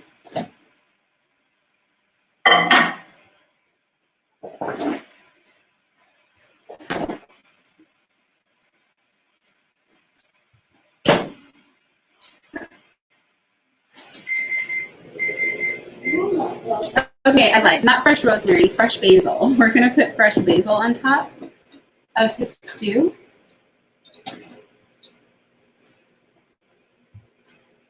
So I'm gonna cut a little bit of that up. I have some rosemary plants or basil plants that my son purchased for me. They haven't died by some miracle. They look like they were going to die, but then my girls kind of took over taking care of them, so they're still alive.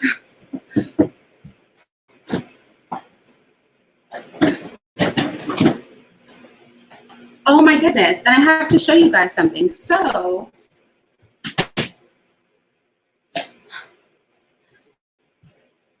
my daughter, she was outside and she found, they're dirty, so, but remember, all your vegetables start out this way. She found onions. So she dug up a bunch of onions for me. Okay, so I'm sorry. My elder daughter was saying it was actually both of my daughters. So they dug up a whole bunch of wild onions for me. So I'm going to wash these and I'm actually going to use these. That's really sweet, Starbright. Thank you. So I'm actually going to wash all of these wild onions and I'm going to use these. Maybe I will show you guys what I use them for, but I'm excited about that. Why? Because I love a wild onion. That's why.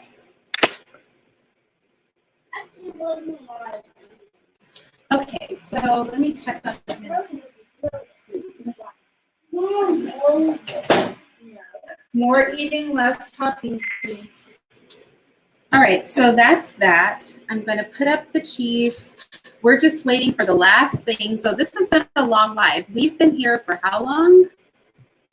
I don't know how long we've been here. 3 hours. In 3 hours, you guys, we have made French bread, braided wheat bread rubbed in honey. We've made homemade pasta. We've made homemade pasta sauce. This is literally what I normally do with my evening, except for I normally would make 2 types of bread. I would normally make 1.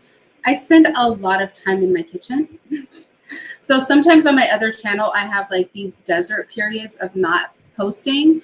And a lot of people are like, why aren't you putting up videos? And I'm like, I'm busy. I have a lot of stuff to do. My days are not, I'm not doing anything during my day. Like I do stuff during my day. I'm very busy. So that's why. It's also why on this channel, I've been recording things, but I haven't had the time to edit. I'm going to try to do better at that. But I thought this would be a great way to do some of the things I wanted to do on this channel and have not been able to do. Anyway, let me get Mr.'s stuff.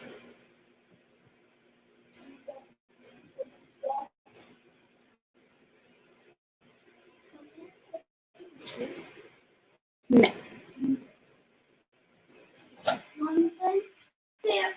No. 5 minutes more. I need to finish No. my battle so I can finish my game. I don't think so. I will think about it, but I don't think so. So I'm going to take just a little bit of, excuse me. I'm going to take just a little bit of fresh basil from my little basil plant that sits in my window. I'm going to put that on top of there. I'm going to check our braided wheat bread one more time because I kind of really want to be able to send up both kinds of bread to Mr. if possible.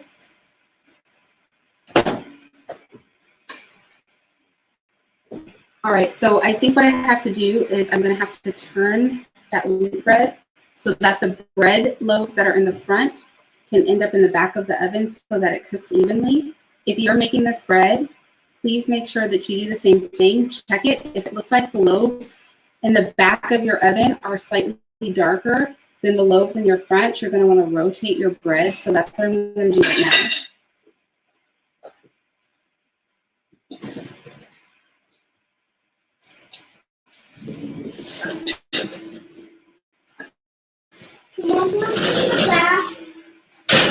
Now you're going to go straight to bed.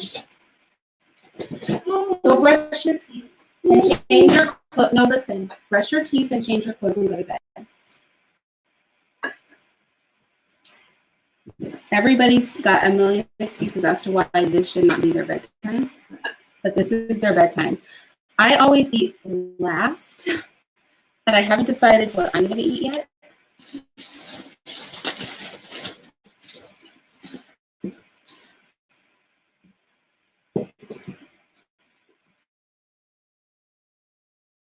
To eat, so I think we're just going to have to send him up with a French loaf, or send up his dinner with a French loaf, I should say. I want to check the temperature of the soup. I don't think the soup is as warm as I would like it, so I'm going to go again and get some more.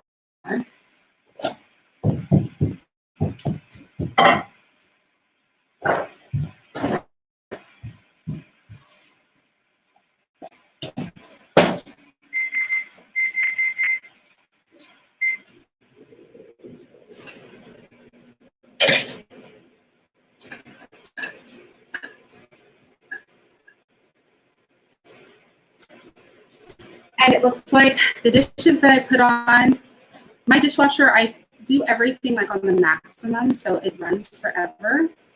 It looks like those are ready to be unloaded.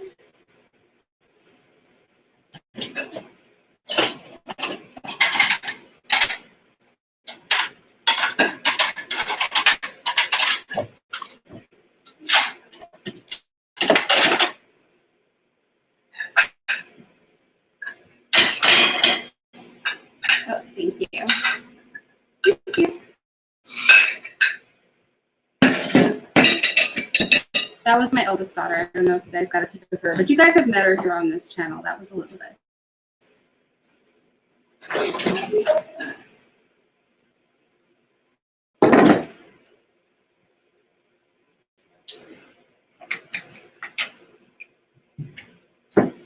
Here.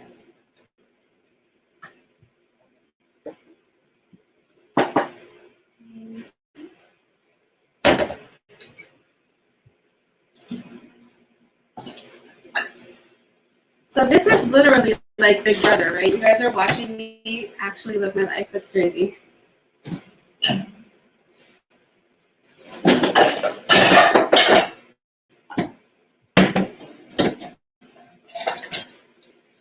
I think what's really crazy is all the things that I'm doing right now, I feel like are what women are taught to despise. Like barefoot and pregnant. I'm barefoot right now, but I'm not pregnant. In the kitchen. And it's looked at as so negative, but I've had a really fun time. Dark Prophet, I just uploaded on the other channel yesterday. You should go to my other channel and watch the video. 5 minutes. If it goes longer than 5, it's enough. Give me kisses. You gonna go potty? So I think that women are taught to despise doing things like this, but I've had a really relaxing time. It's a great time for me to get some time to myself. It's also makes me feel good doing these kinds of things for my family. Like I don't despise taking care of my family, even though I know this life, you know, for a woman is considered like you're not doing anything, you're not accomplishing anything. I personally don't view it that way.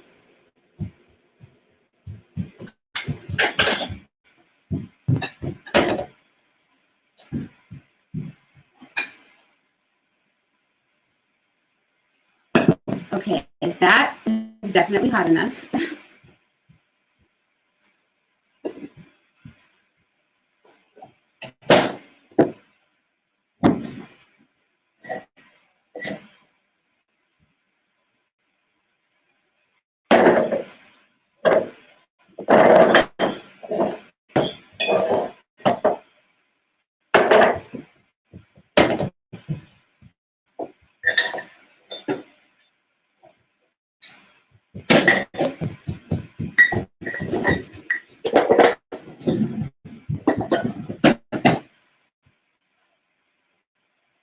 Isabella, can you take this up?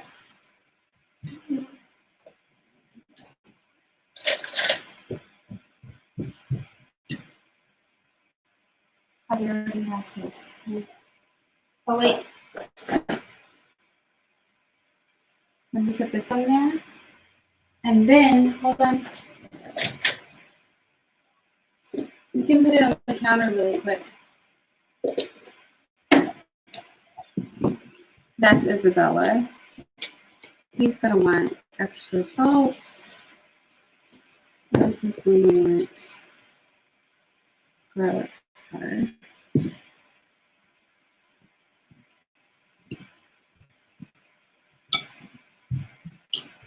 Don't spill it on yourself.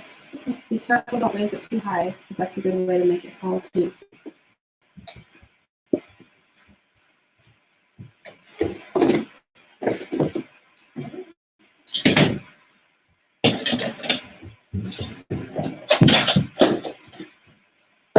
Thank you, love. Good night. Okay, so everybody is wrapping up. How long before it's ready? It's gonna be ready pretty soon. I can smell it. So the French bread is already done. But as far as the other bread that I'm making, it's about there. It might be like 5 more minutes. Thank goodness. Y'all, this might be the last live bread. I don't know. Maybe I'll do this again, but bread just takes so long. So we've already done the French bread. That's done. So now we're just waiting on the braided wheat bread, which should be about. And although I could chat up with you guys, I also want to like really do my evening chores because I want to be able to relax when this live is over.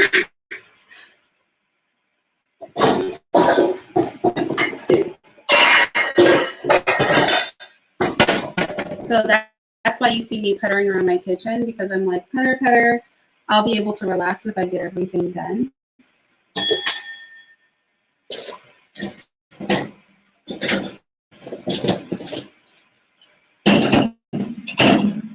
One thing that Mr. is kind of like a stickler over is he likes everything clean before bedtime. I'm the cleaner, so it's me that cleans everything before bedtime.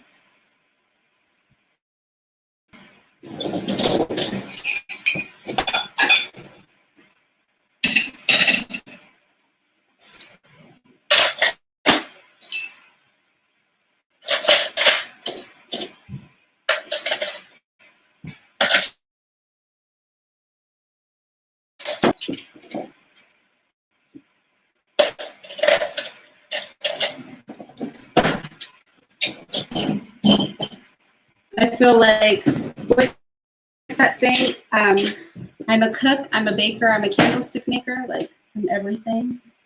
I do all the jobs.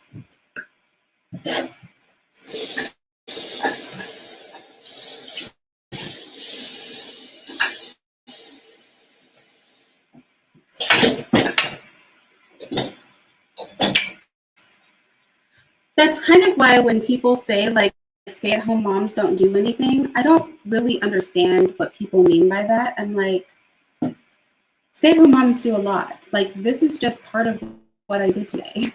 I did a lot of other stuff today. It will likely be in one of my next 2 vlogs, but by the end of my day, I'm so worn out, and then I go to bed later than everybody because after everybody is taken care of and all my chores are done, I like to sit down and just relax. That's kind of when I have a pamper, if I'm going to do my nails or condition my hair. So that means that I'm going to bed later than pretty much everybody, and a lot of times waking up earlier than everybody because my littlest one literally wakes up at the crack of dawn. It's crazy. I don't know why he does it, but like if the sun is out, he's waking up.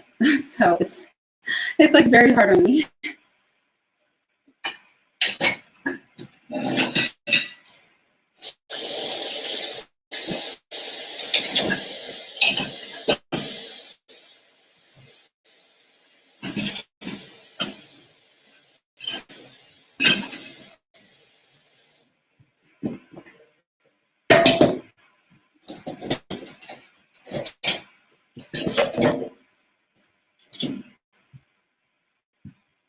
I have one, my slowest eater, Isabella, is still at the table, still eating.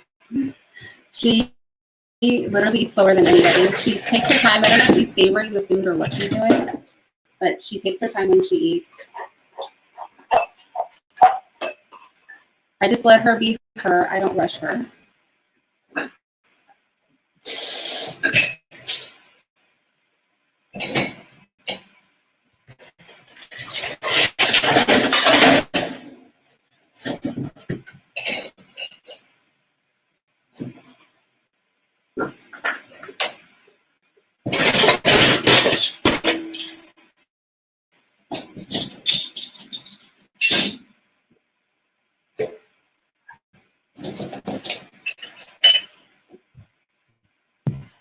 Thank you, ma'am. You're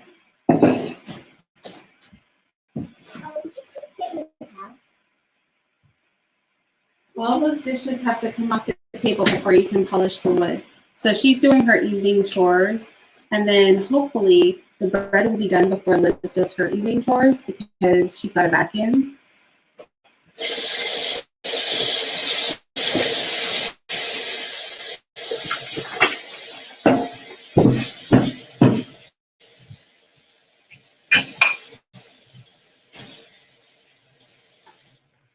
I would love for my daughters to be wives and mothers, so it's good for them to learn young. Like when you wake up in the morning, you have your morning chores. Lunchtime, you have your lunchtime chores. Nighttime, okay, you can skip all that. Yeah. So I can sit Put it right there. Nighttime, you have your night chores. So just getting them in the habit of doing that. My mother taught me to cook. And let me tell you something. My mother was the sort of person where if you cooked it wrong, she would throw it in the trash and make you remake it. So, you need something, babe?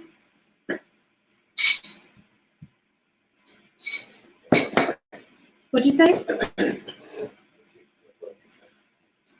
Yeah. Do you want the other bread, the wheat bread? I have some in the oven. I just didn't want to make you wait for it. Okay.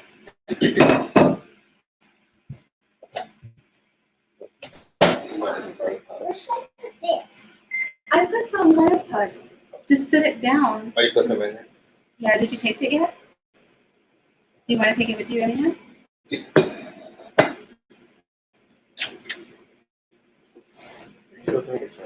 What'd you say? It's a live bread baking. After the wheat bread is done, I'm done.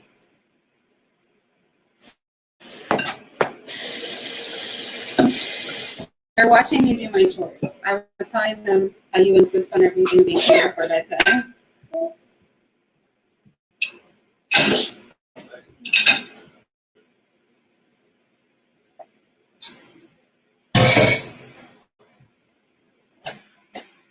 Here, take this up to him for me. Bella. It's hot. Right on this side. On the upstairs. Thank you. Okay, do you see what I mean? So this is literally what I do. If you guys ever wondered, I feel like on my other channel, I think that's really why I wanted to have this channel, so that women could come over, but also because I think people don't know if like you're being genuine about who you are and how you live life. And so I wanted to start a vlog channel because I feel like on YouTube you hear people talk and you hear rhetoric a lot, and then you don't know if that like actually translates into their real world, or if they're just, you know, saying stuff for YouTube.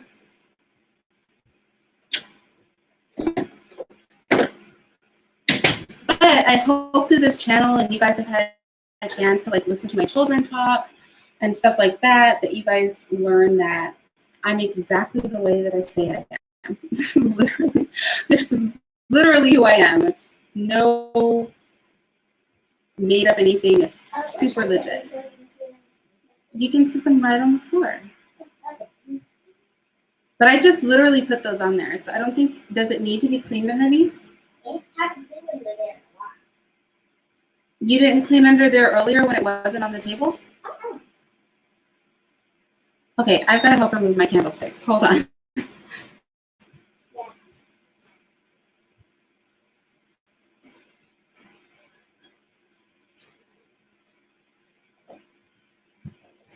Okay, so the big candelabra in the middle of my table with like 4 or 5 candles on it, and it's metal, so it's heavy. She was trying to like move it off the table so she could clean the table, and I was just like, no, please don't. Do not move my candles. I will move my candles for you.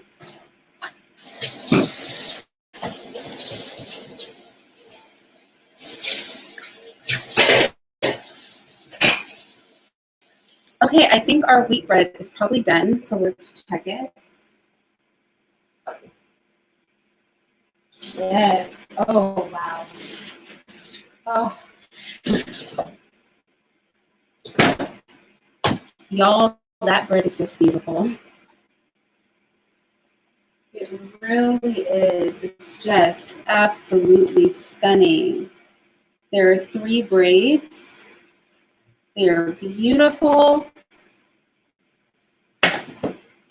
I want to make sure that the tops are nice and soft, so I'm going to cover them up for 1 second. Those came out really, really lovely. I'm going to pull one of the braids out and show it to you if I can, or maybe y'all, I might have to show it to you in the next vlog because technically they're done. So let me show them to you one more time. Hopefully your wheat braids rubbed in honey came out just as nicely as mine. Those will break apart really nicely. I don't mind if they touch, it doesn't bother me because they don't really stick together. They just break apart when you take them out of the pan.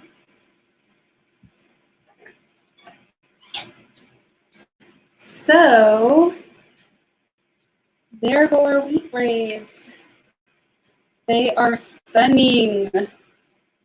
These are beautiful. If you wanted like kind of a shine, so on my other channel, when I showed my ones I made yesterday, they were kind of shiny. That's because I whisked a whole egg and I put egg on it. On these rolls, it doesn't change the flavor, it just makes it look prettier. These rolls, I did not do that. These rolls are just plain, which is why they're not shiny. But if you do egg whites alone, it'll make the crust a little bit more crispy. If you do a whole egg, like with the yolk and the white, and you whisk it together, it'll give you a really golden, shiny appearance to the bread. Night, baby. I'll put those back up there.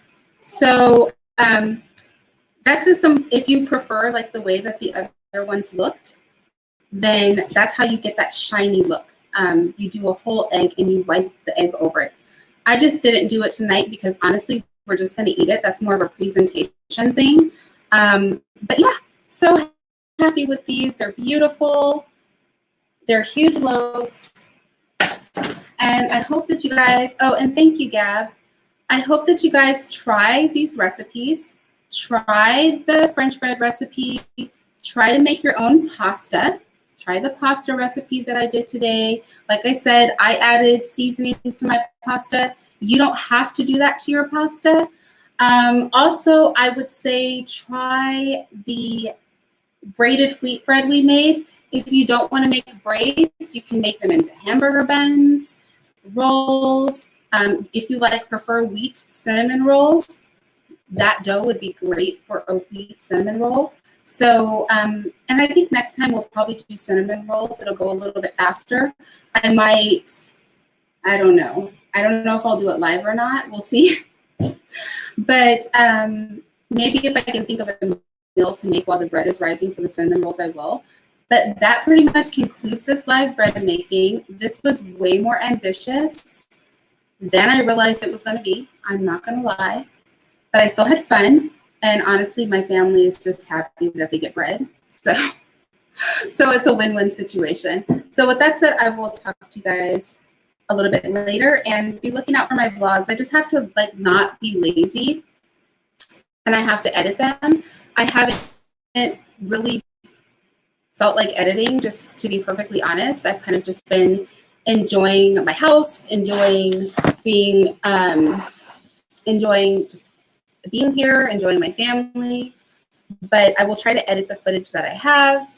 And I'll try to do another one of these lives with you. Like I said, maybe next we'll do cinnamon rolls because those are delicious and they're inexpensive to make. And I'm sure your family will enjoy them. All right. Good night, you guys.